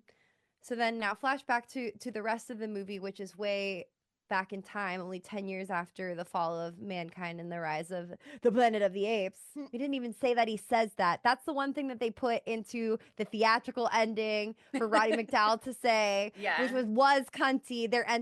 He ended it and he was like, I'm going to be humane and I'm going to be nice, but this is now the rise of the Planet of the Apes or something like that. Almost verbatim. But anyway, back to my point about the costuming. When it when we're seeing the bulk of the movie, they do have the colors, they have the beginnings of their outfits. But if you look, the leather on all of their clothing is not embossed with any symbols at all. It's just plain leather. And that's because the religion, I find those to be religious symbols. And the religion based around Caesar, who is their Jesus, like you've been saying, is in the process of being created right now in this story, in this movie, which is how it ends as Caesar as the Messiah. And he is a version of the statue we saw in Planet of the Apes. And so And I just, beneath, yeah. yeah, it was in Planet too. I'm Oh. pretty sure that they show the statue because they're in the church at one point when Taylor's running all the fuck Oh, around. yeah. So they show that Caesar is the inspiration. He is the lawgiver or whatever they call him. So I just Well, thought the that was lawgiver is the guy talking in the beginning. So it's like he's the oh, one who is like explaining, and then Caesar's like the Christ figure. the Christ figure. Yeah. Whatever they refer I was trying to remember what they referred to him as because they didn't call him Caesar. It didn't like say Yeah. Caesar Well, because for again, Planet. And that's it's a different timeline. it's the inconsistency of the narrative also is that like in the first two movies it's like lawgiver is their god, and then in Escape Cornelius is like, no, there was this chimpanzee named Aldo who freed all Yeah. of us, and then in Conquest they go, no, it was Caesar, and then in Battle they go, Aldo's here, what's that about? But Aldo Yeah. gets taken down. I think luckily for them, because they said 4 times, maybe. I think just 2 times, but they said it with such gusto. That analogy to time being like on the The highway, and yeah. there's 10 lanes, and you can change lanes at any moment, and that can save your life or end your And life I or love blah, the blah, blah, blah, orangutan blah. being like, humans used to have these things called highways. And let me just. This is 10 years ago. It was literally 10 years ago. Fucking Virgil. Jesus Christ. Let's us not forget there are humans that can tell you about driving in cars. They're right over there. But anyway, I just loved that costuming detail. Like I just thought once I realized that, I like went back to the beginning and like looked at it and I was like, "Oh my god, that's so cool." That like they had the start of this like uniform that they all wear, and it was before the religion existed, and so then they emboss it later once they know what symbols to put on there. Anyway, I wasn't impressed with the costuming a lot of the time, even though it was cool, but like that was really awesome, and I think moved the story along really well. And then I also think that they did a similarly great job with the radiated humans in battle. But we'll talk about them in 5 seconds probably. Yeah. The costuming I think is interesting because it's like, why did the costumes look exactly the same as they did in Planet of the Apes? Why would they establish that why so would quickly? Yeah, why would they be any different? Obviously, we're gonna use the same ones. There's like some internal logic in the sense that obviously Cornelius and Zira were wearing those clothing in Escape, and so we know what the chimpanzee's clothing looked like at least, and so they can kind of like extrapolate from there. Maybe they talked more about like what the gorillas and the orangutans wore as well, but beyond that you just have to go Caesar's never seen that. That's the whole plot of the beginning, is that he's never seen his parents. He's never heard their words. He's never heard what Cornelius and Zira said, and so they make that pilgrimage to the destroyed city. Yeah, just well, for other that texts could exist that's true. with That's some true. things. But this was the quote I was looking for earlier, which actually interestingly leads right into that. Caesar says, McDonald, I believe that when you truly grow to know and trust a person, you cannot help but like him. Now, when we grow to know and trust your people, then we shall all be equals and remain so until the end of the world. And McDonald says, McDonald take two, says, which may be sooner than you think. And Caesar says, you are such a pessimist. And McDonald says, or a prophet. And Caesar says, well, now that apes are at the helm, Earth will sail safely through space until the end of time. And Virgil says time has no end. So as you see, I cannot believe you. And that's when Mr. McDonald says, would you believe it if you heard it from the lips of your own parents? And that's what sets them on their quest to go find the archives. I loved that quest specifically because the set dressing was so fucking bad. It's Like so all silly. of the destroyed city looked so funny, but hey, I don't know what that would look like if a nuke went off in New York City. We don't know where we are. Yeah. But we New saw York it in Beneath, City? and it looked way better there. I know. But they're just like, Well, that's the thing that I'm saying, it's where they're LA like, then. just pretend. I know. I was like, That could be is another this highway. LA and something else is just happening simultaneously over in New York. There's two Alpha Omega bombs. They're doing the same thing. This is one of the other highways, okay? This is just the whole thing is another highway. As soon as Zira and Cornelius landed on the west fucking coast, they took a different highway. And that's why everything happened in Los Angeles now. And that's why you don't see Radio City Music Hall when you go underneath Yeah, the they city keep being like, here. we're on 11th Avenue right now, and it's like, you are in a cement room. I don't believe that this was ever a street. Fucking goddamn. Maybe you mean you're underneath. I honestly don't know. But from what I saw and Beneath, you guys are not doing exactly the same thing, but I think you want me to believe we're in the same location. I think the thing that Maybe they really did took me out of it, archaeology over time and they they could have uncovered done. Radio City Music Yeah, Hall. they had thousands of years. They had so thousands they of could do years. anything. They could do anything. And finding Radio City Music Hall was one of their large priorities, actually. It was their But number one priority, yeah, it should be. actually. It's a Mhm. beautiful building. It's gorgeous. We The love face music. We love of to the sing to our Rockettes. bomb, so we have to uncover Radio City Music Hall. It's for our Exactly. god. It's for our God.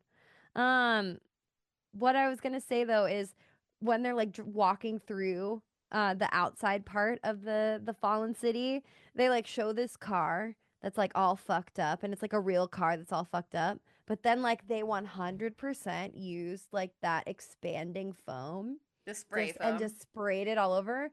Because I just used that to make dead body parts for my Halloween party, and I was like, I could have done that.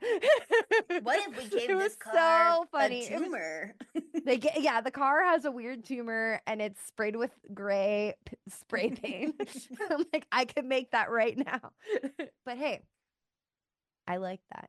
I like that it's something within my realm of possibility. Maybe I'll have a Planet of the Apes themed Halloween party next year, and I'll be prepared to do the set dressing. But one more thing about the costuming stuff here, and I brought it up before, it's just I love the radiated humans.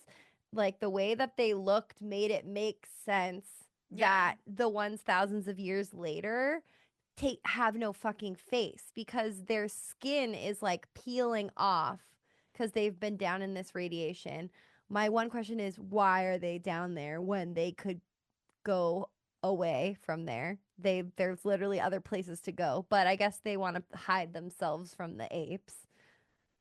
Yeah, I mean, they don't know that the apes are out there, so I have to my take, and again, sometimes I am wrong about things because I did watch that scene and you're right, they do fuck.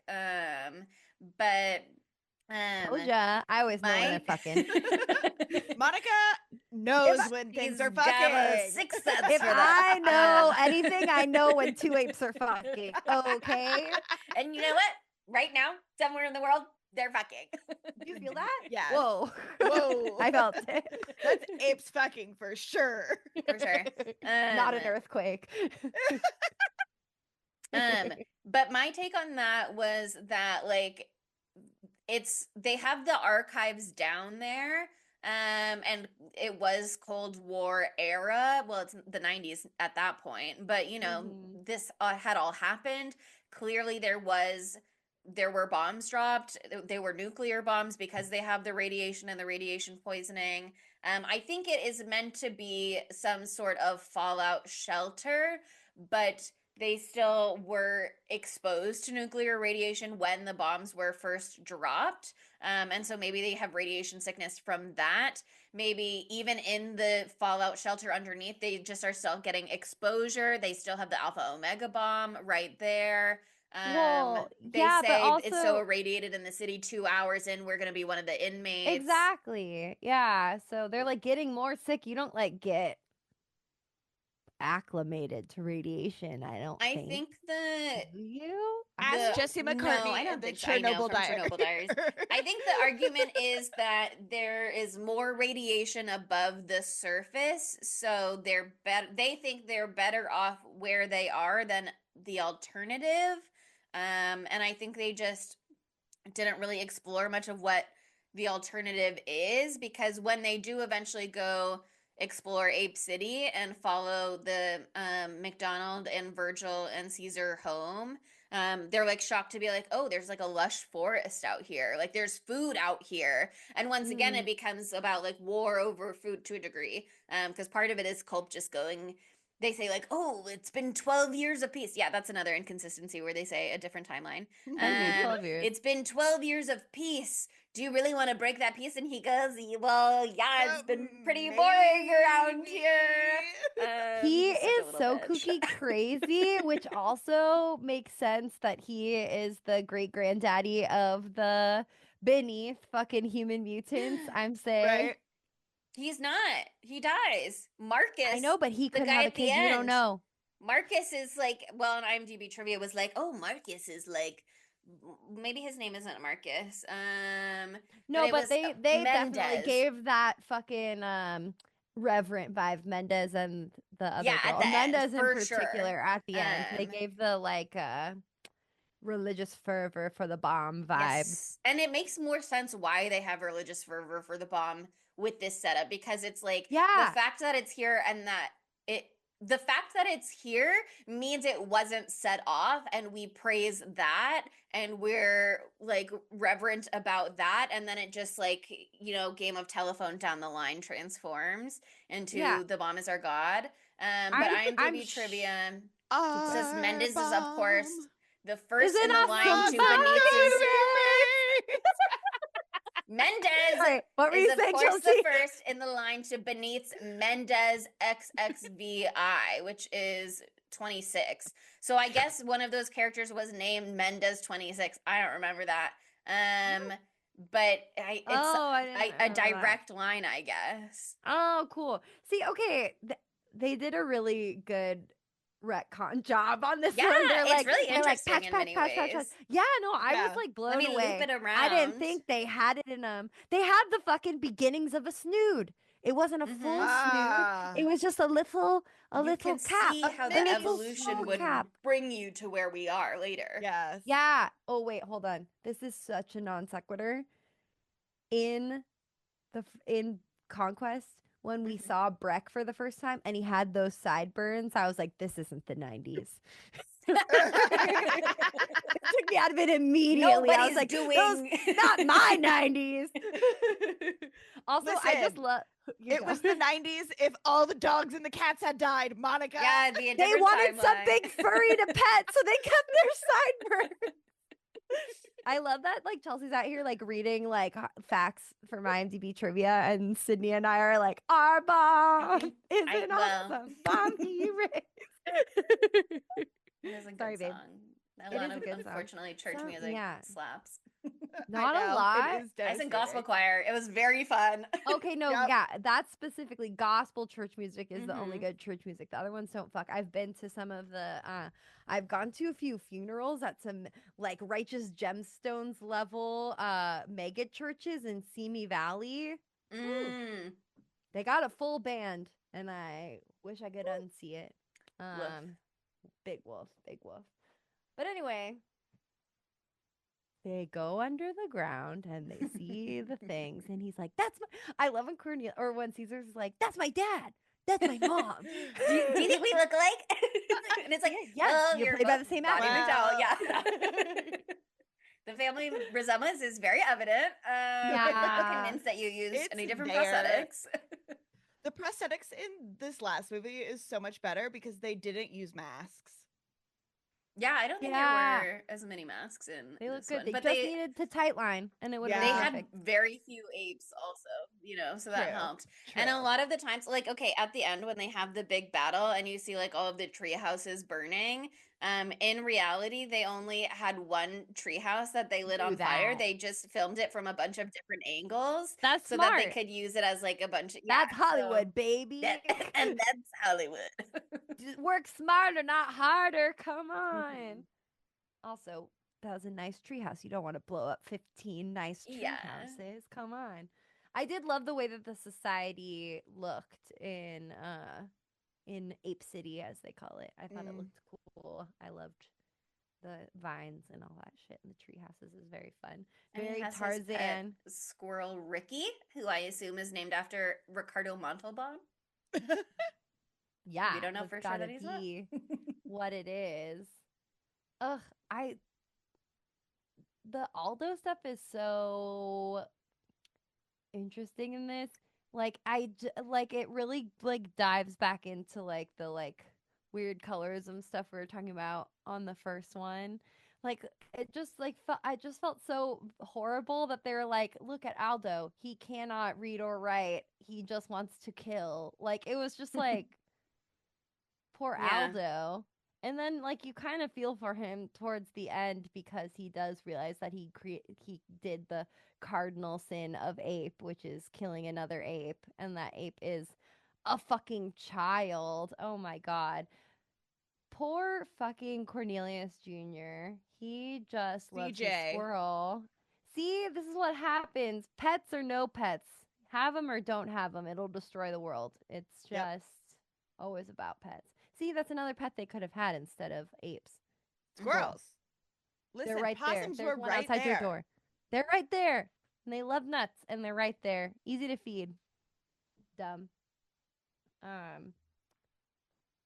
But yeah, I feel like this movie, like, there's like a lot that happens, but at the same time, it's also like 45 minutes of violence. I texted Chelsea and Yeah. I was like, how long is this It's just war? two big battles is really what makes up the majority of this movie. And But in the what middle, CJ dies a horrible, sad, prolonged death, and Lisa cries. Oh my God. Yeah.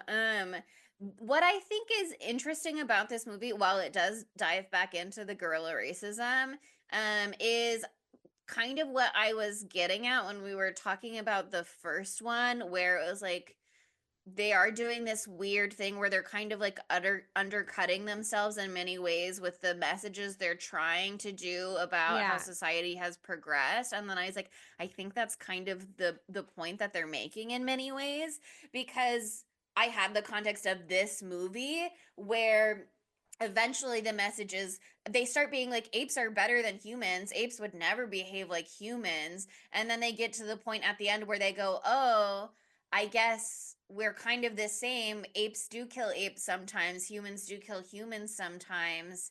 I guess we can't think of ourselves as inherently better, and therefore we never have to worry about being evil or bad. We're all vulnerable to falling into these same pitfalls, and we all have to be vigilant that we are doing our That's best, fair. even when it would be so easy to do the wrong thing. And that is something that Caesar really struggles with. And he has that like end fight with Aldo. And then he has like, well, shit, I kind of just killed an ape too. And if murder is vengeance, is this a cycle that's gonna go on forever? And how can it ever be escaped? And I guess we have to find some other way of working and striving towards peace instead of, again, feeding into this forever cycle of violence. Yeah, no, I think you're right. Like, I think a lot of the issues are intentional in that exact way. You said that very, very eloquently, Miss Miss Ape Pro. Thanks. Yeah, I mean Miss it's April. Miss April. it's definitely easier to analyze the themes when you have the context of the whole franchise under your Yeah. belt. Again, not that those were They might not even have known necessarily back then. right. Not that they knew what they were going to do in 5 when they were making 1, but I think because this is what they ended up doing with 5. That was something that they were aware of as like a point that they wanted to as get it across that they progressed. maybe didn't get Yeah. across as clearly or as elegantly as they could have. Um, I but no, I love what you said though. It is, this movie is just showing you that like to stay in the right, it is a constant battle like internally. Like the like call towards the darkness or whatever is ever present, and you have to continue to make the choice to do the right thing even when it's not the easy thing, even when it's the hardest thing to do. You have to keep morality, otherwise there's no point. Like, yeah, you're still alive, yeah, you got your vengeance, your revenge or whatever, but like now you stand for nothing. So it's so interesting seeing Caesar's character and like seeing Dark Caesar that we had for 5 seconds there at the end, but then you see parts of Dark Caesar come back throughout this movie where he's fighting that demon. So I didn't expect it to hit that hard. yeah. Yeah, I mean, I think it's super interesting the way that they really engage with these themes. Like, Aldo is essentially a villain in this movie. Um, but also you can see in many ways that he's not wrong about things. The humans from the city are going to come and attack. They do. I don't know how many apes die in that attack because then they go, just kidding. A lot of these apes were only playing dead, and now we're gonna fight like apes. And then they all get back up and they start That charging. shit fucked. That reminds me of another big battle fake out that you might recall from a movie known as Breaking Dawn Part 2. I was about to say Twilight. Twilight. I was like, where did Stephanie Meyer get that idea? Probably from right here. Yeah. But yeah, I mean, the way Aldo is like rounding people, all of the humans up and like putting them in a cage, and then is like, oh, you don't want to keep them as prisoners? Okay, let's just shoot them all dead. And you see like a little girl in there, like a little sweet baby in Yeah. there. And they like split into the two factions among the apes. So again, it's like you have ape against ape, which is what they said they would never do, would never happen. Caesar tries to protect the humans, and then they're like, get out of the way, Caesar, or we'll kill you. Like, they're not even thinking about the ape don't kill ape, even though he didn't learn his lesson, he didn't write it out. But it's so interesting. And then the quotes are, should one murder be avenged by another? Only the future can tell, so let us start building it. But even after that, like, that's a great quote alone, but even after that, they like let the human people out of the cage, and McDonald take two goes, if we appear to be lacking in gratitude, Caesar, what do we have to be grateful for? If you mean to set Yes. us free, then free us completely. Caesar says, what do you mean? McDonald says, we're not your children, Caesar. We have a destiny too, as equals, respecting each other, living together with love. Love? The human way is violence and death. Aldo wasn't human, was he, Caesar? That was Virgil jumps in at that point Mm. about Aldo. And then he goes, Virgil, you're a good and wise ape. And then Virgil goes, and you, Caesar, are a good and wise king. Um, So but it's just, cutie. yeah, I mean, I love they, when people learn a lesson and then humanity and ape manity, that doesn't work, An ape thrive. kind. Ape an ape kind, thank kind. you. That works a lot better. Thank you, Sydney. I was like, putting the man in there does not work. Ape kind to Humanity. thrive in harmony and prosper, and the little girl can say something sassy, and the little chimp can pull her pigtail. Mm-hmm. They can But all I live mean, happily ever after. it's such great dialogue, because there's another quote that's kind of like that first one that's like, we'll rebuild what's ruined and begin again. Tell me something, McDonald. Can we make the future what we wish? And McDonald says, I've heard that it's possible, Caesar. But even still, it's like they can't get rid of their guns. Mandemus is like the guy who, I love Mandemus. He guards the love armory. Mandemus. He's I'm Caesar's interested in this conscience. form of gun control that they have here in Yeah. Caesar's Republic. It's very interesting. I mean, It's just it's only a seems really to work so annoying well. guy who asks you 40 questions and you Yeah. get so annoyed that you're like, I actually don't need a gun. It's actually fine. I'm gonna handle it. He's gonna filibuster anyone trying to buy a gun. Yeah, but they go back to Mandemus, and that's when he's like, it's been 27 years. And it's like, has it been 27 years, or has it been 12 years, or has it been 10 years? What's going on? But he's like, can we get rid of the guns now, please? Well, first he's like, Caesar, I have a request. This has been my home for 27 years. And Caesar's like, oh my God, girl, of course you can live here forever. You're so welcome. And And then Mandemus is like, no, literally opposite. But they say the greatest danger of all is that the danger never ends. So I think that is very interesting in context of the you have to keep trying forever. At no point do you get to go like rest on your laurels and go, and the world is saved and nothing bad will ever happen again. And that's part of the lawgiver's quote at the end as he closes the movie. He goes, as I look at apes and humans living in friendship, harmony, and at peace, now some 600 years after Caesar's death, at least we wait with hope for the future. Lawgiver, who knows about the future? Perhaps only the dead. Like, they've had peace so far 600 years into the future, but you never know. You never know when shit's going to hit the fan again. You have to keep trying forever. That's the thing. Like, it's not the year that from Planet of the Apes 1968. So there is still an opportunity for things to go wrong. It's still ambiguous ending in that way. There's still like 1,300 years till then. Yeah, a lot can fucking go wrong in that time. But I think that's one of the big issues with society today is that because we've progressed so far in so many regards, like, for example, technology.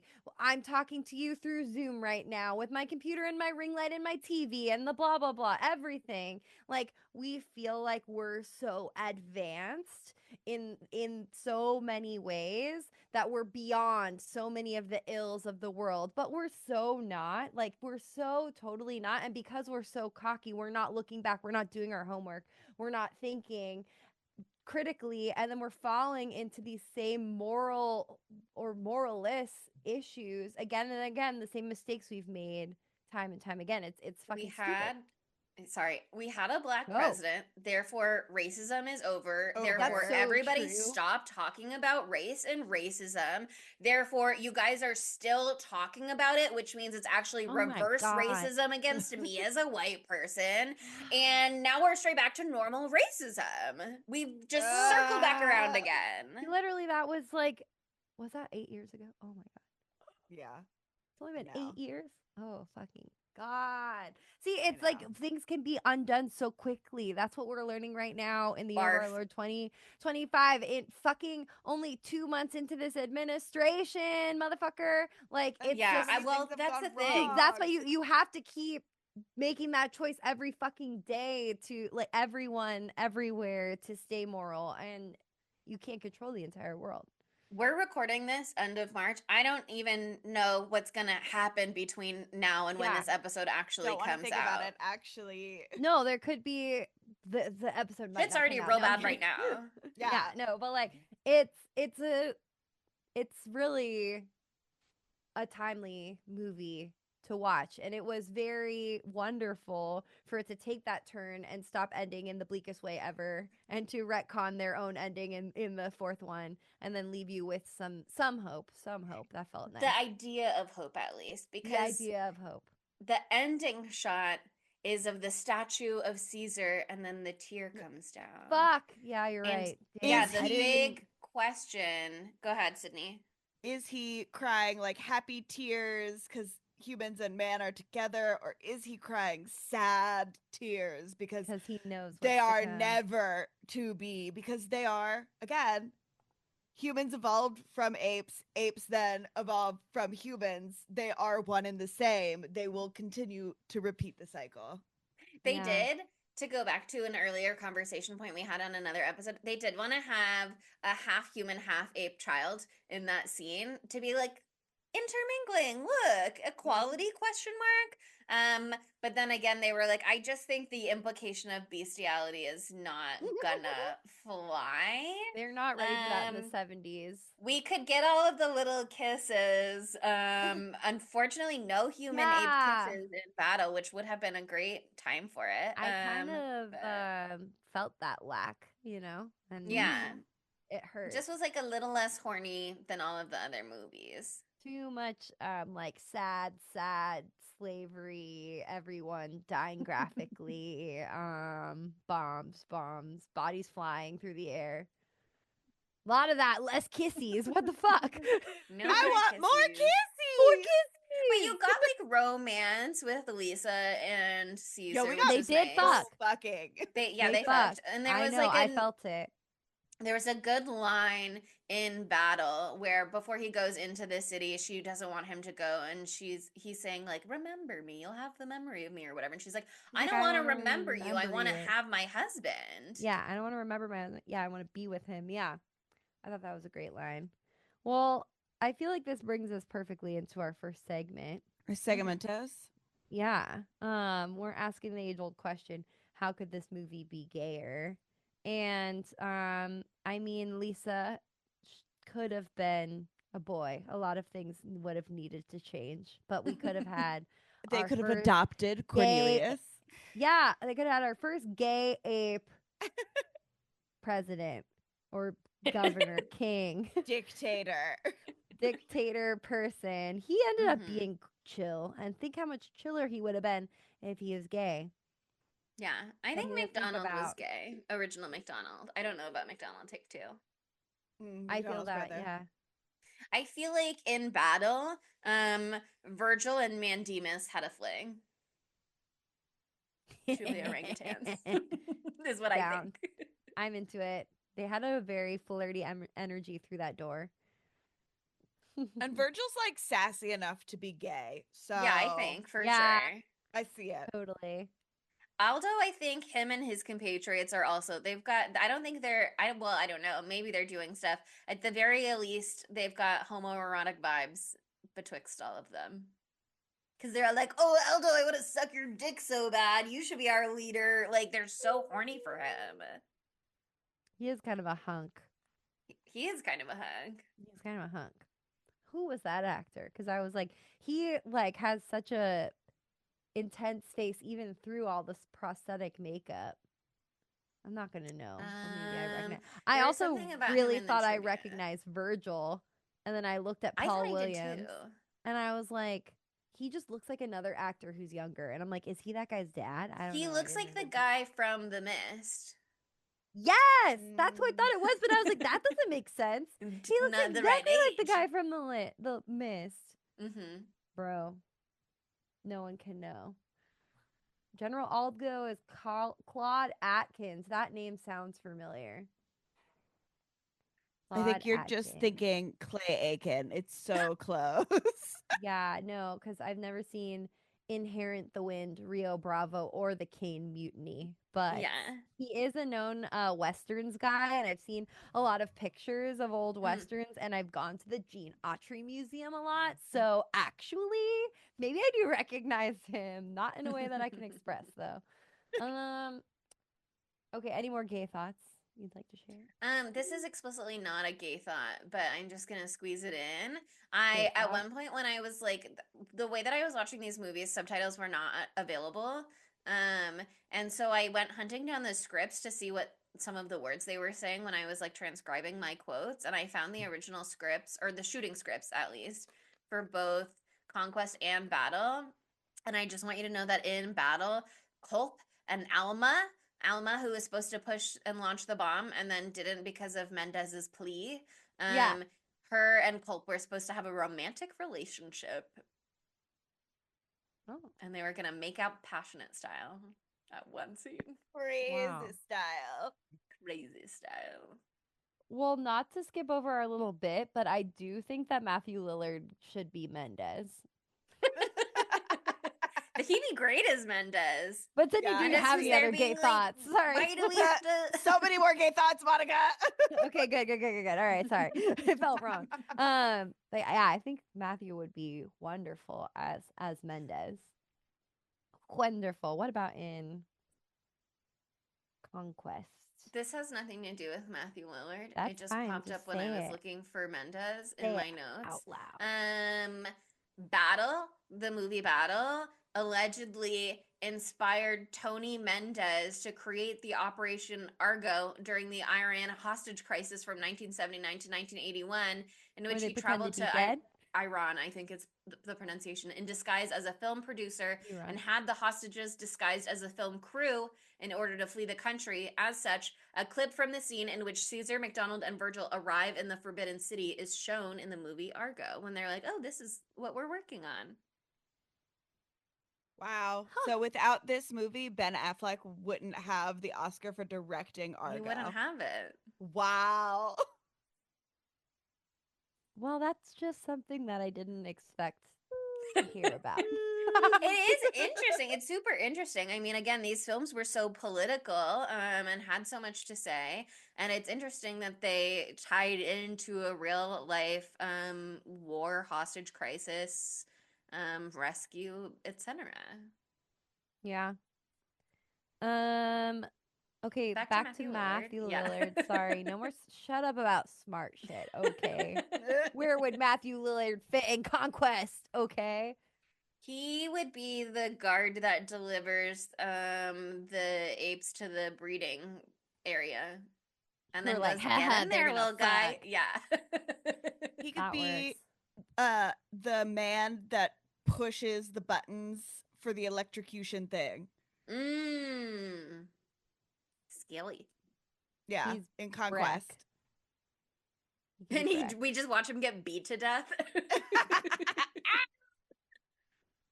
He could be act one of that the out guards so in the well. beginning that's like, do you have a license to have such a stylish ape?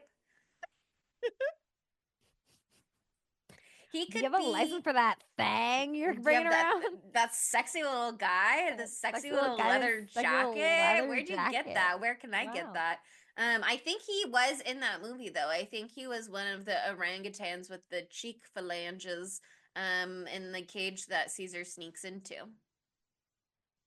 I love that. Where they're going crazy and then Caesar calms them down. I would love to see him in the ape makeup, so Yes. we would know it was him through the mask. Just like how I knew it was that guy whose name I already forgot. Yeah, one Playing Aldo. trivia about, what did you say his name was? Peter Williams? What was his name? The one that you thought you recognized? Aldo? Paul Williams. I don't know what this means. IMDb trivia says, although he wore ape makeup on his face in his role as the orangutan Virgil, Paul Williams is seen with his own natural hair. Yeah, he is. Because I looked up a hella pictures of him to try to figure out if I knew him from something. And he does have that hair. He's got like the long, straight blonde hair. That's so funny. No hairpiece on that one. He said, "It's natural, babes."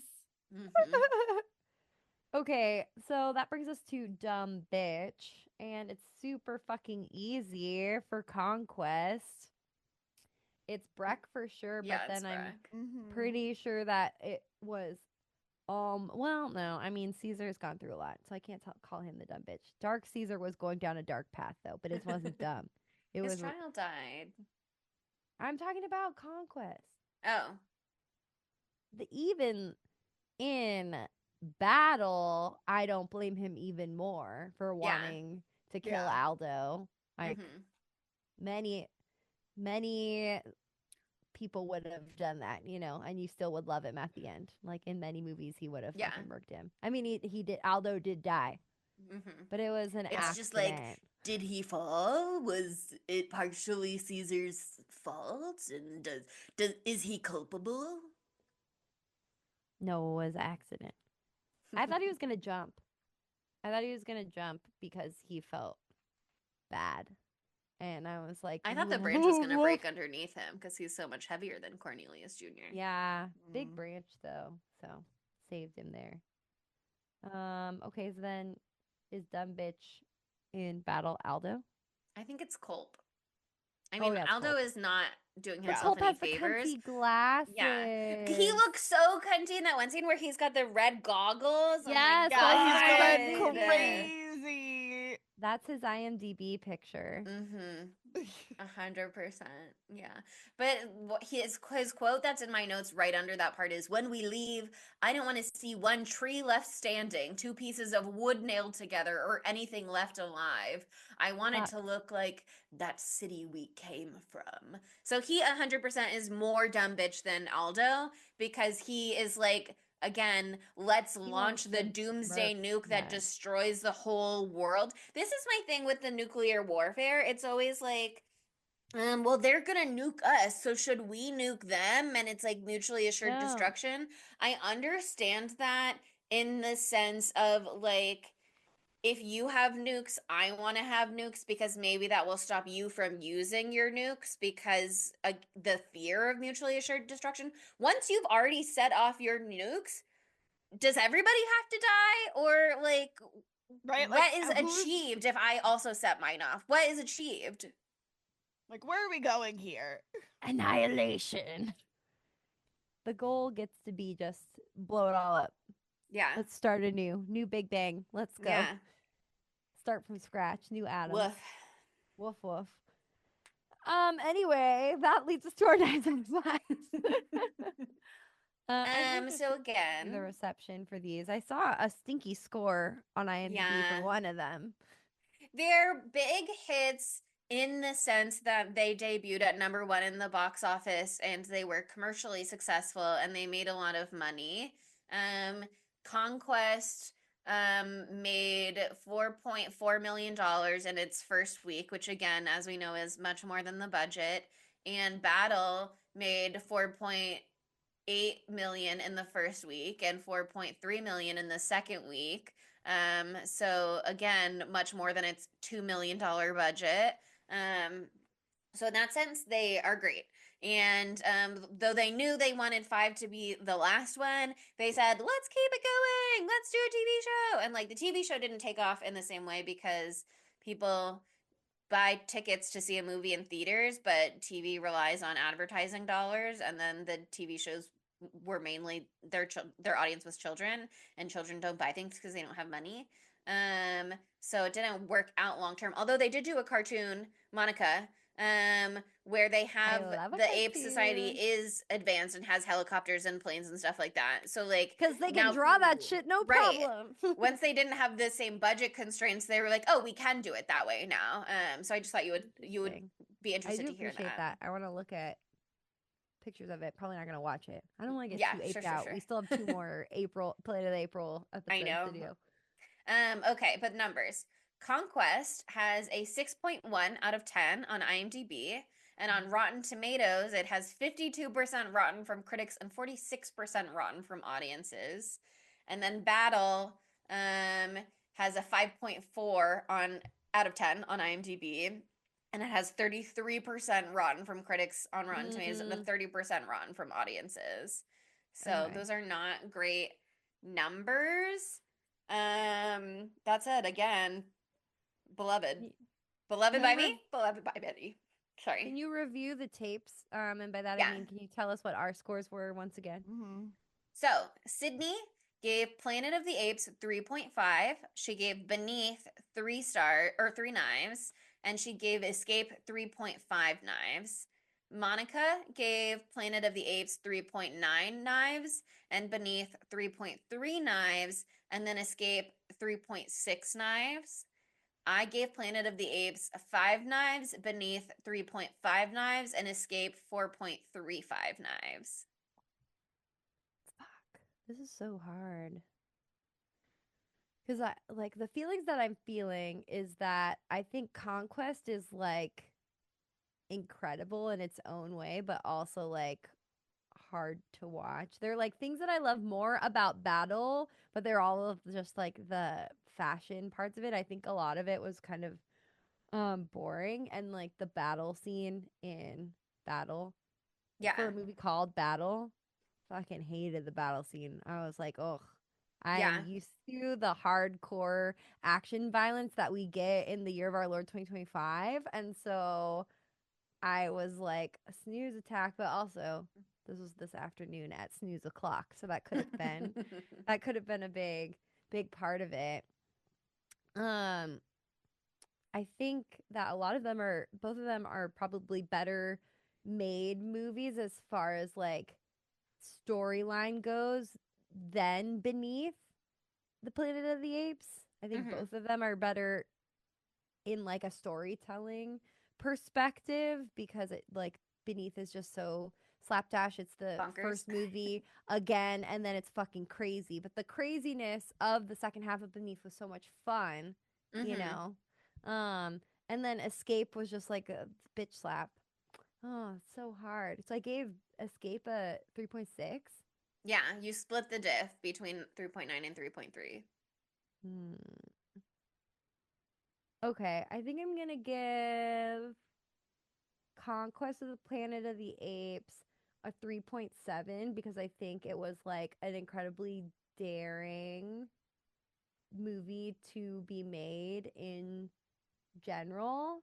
And I wish in a lot of ways that they'd kept the original ending. But again, like I said before, it is so nice that they did change it. And so it led in the hopeful direction. So we could have Battle. If we're gonna have Battle, the ending had to be the way that it was. And I Yeah. love that we have Battle because it did give us hope for the future. But it would have been fucking like such a fuck you to the world to end it with the original ending of Conquest and end the entirety of Planet of the Apes with Apes that. That there. would have been like a fucking like mic That'd be drop, throw the gavel like crazy. That would have been brutal. hmm But hey, look at the end of Escape. They've done fucking brutal, bleak endings before. Yeah. Every single other one has had exactly that bleak of an ending. So that would have really kept in time with it. So I think 3.7 for that. I would have been higher if they had kept the original ending.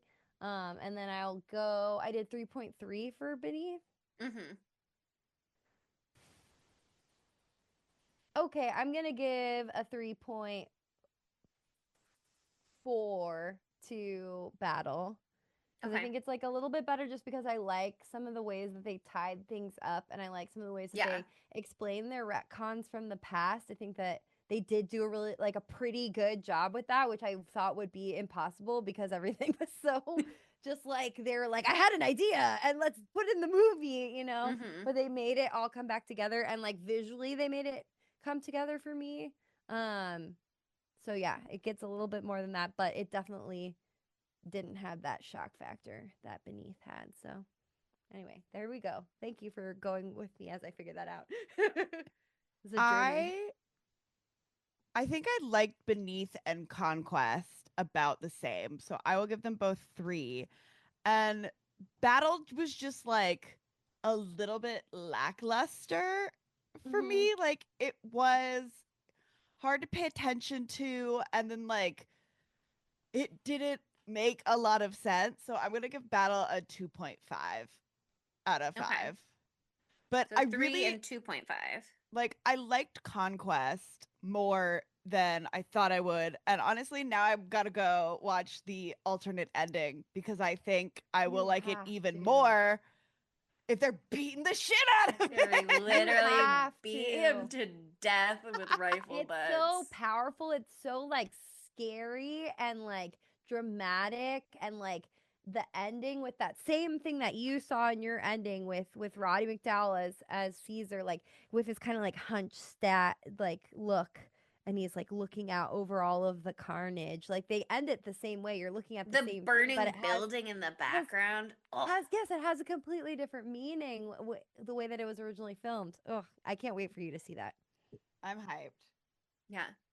I think for me, I was telling Monica last night that part of the reason I never got further into the new franchise is because the second one becomes like a subtitle movie, at least in the beginning. I don't know, I can't speak to the rest of it, but I never made it past there because part of what I really loved about the original ones are they can be great background movies.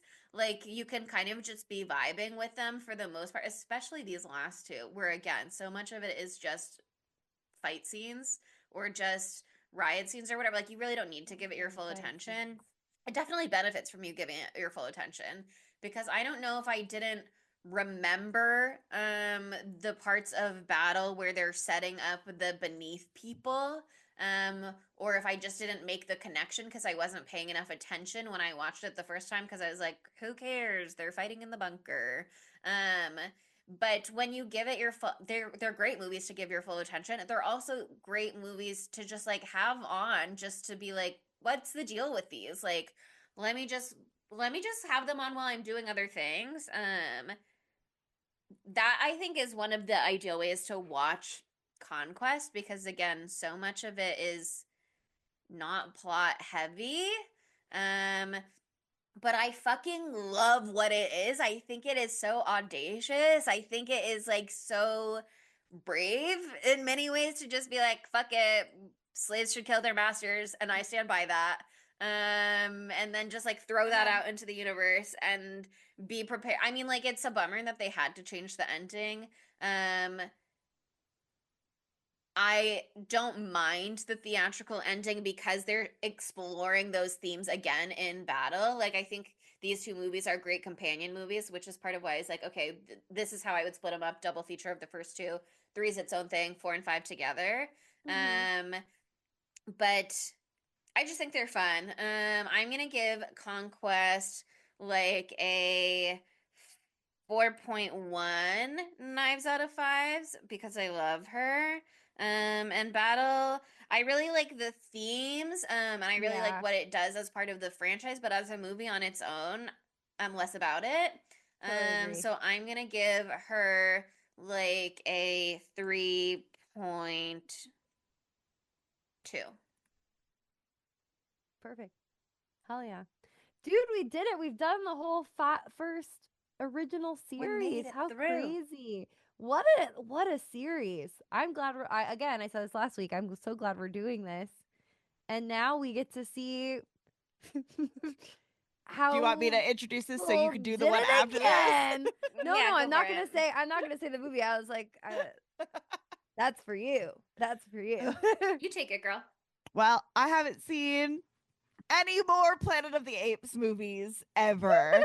And so I have zero clue what we were walking into, and I'm scared because I do know that this one has Mark Wahlberg in it.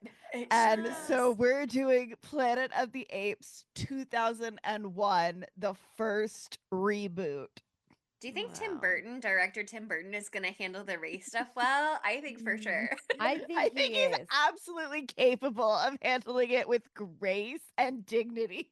As I we've will said be. on the pod time and time again, he's actually really specifically good at that. So He's actually that's perfect. kind of his thing. I will say, rewatching all of these movies and hearing more about the book, I am positioning myself to be more open-minded to what 2001 Planet of the Apes has to offer.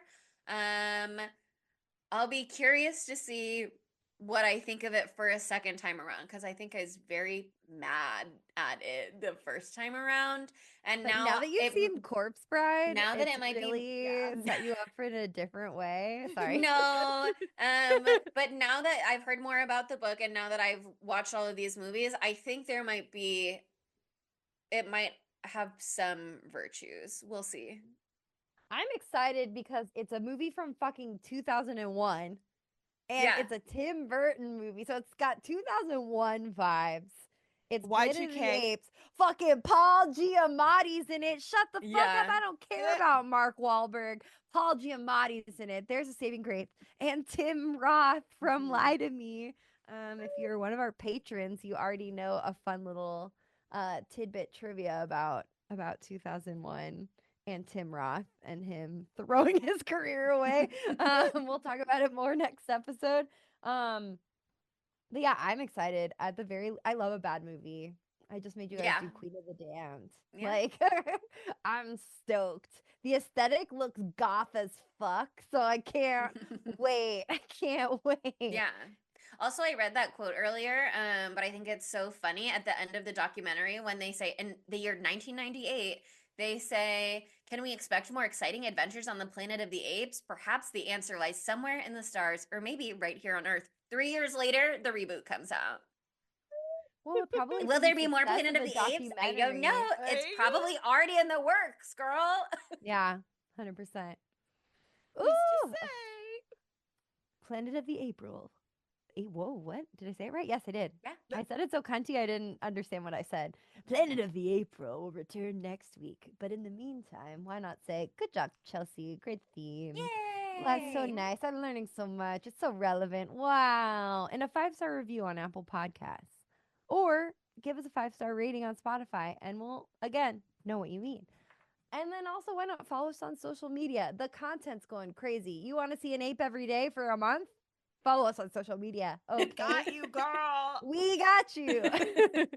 We're at spooky_Tuesday on pretty much everything except for Facebook and Tumblr, where we're Spooky Tuesday Pod. And go to spookytuesdaypod.com for your one-stop shop for everything about us. It is beautiful, it is wonderful, and it has a link to our Patreon. If you join our Patreon, you'll get to talk ape shit every fucking day, even when it's not Planet of the April. We're going ape shit in there every moment. It's wild. And that's the Discord I'm talking about. On the Patreon itself, we've got trailer reactions, other fun, stupid stuff, Sydney telling us which Monster High girl we are, anything that you could ever imagine. We've You get to said vote. it. Oh, yeah, you get to quarterly. vote. You get to quarterly vote on which movie we do, and we've got that coming up. Actually, it's a couple months away. But just last month, they chose Silent of the Hill. Silence of the Hill. Silence of the Hill. Have you not heard of the film Silence of the Hill? I've heard of it. You can make choices like that to create movies that don't exist, and then we'll do them on the pod. Only if you join our Patreon. And also, we're on YouTube, and we are so close to 500 subscribers, or we're already there. I'm going to say we're already there, and now I'm saying thank Manifesting. you. I'm manifesting that we're already there by the time this episode comes out. And today, the girlies are just being themselves. And aren't you proud I'm of wearing us my for being coveralls. ourselves? Well, I couldn't tell that. You didn't say I anything said that until now. earlier. Well, I didn't hear, so say it Wasn't again for listening to everyone me. knows. I'm wearing my work coveralls like the apes in Conquest. So Chelsea is dressed to theme, okay? And Sydney has a hat on that says Cow College. And that is very nice. I'm wearing little bear earrings. There you go. Now you have a full picture, but you can see it on our YouTube channel. And then I have to say, at the end of the day, thank you so much for listening. Thanks for getting apey with us. And we will see you next Tuesday. Bye, Spookies. Spooky Tuesday was created by Monica Height, Sydney Thompson, and Chelsea Duff, and edited by Sydney Thompson. Our gorgeously spooky tunes are all thanks to Tamara Simons, who you can follow on Instagram at Great18. That's GR818_. And our podcast art is by Ryan Brom, who you can follow on Instagram at Ryan Brom Art. That's RyanBrommArt.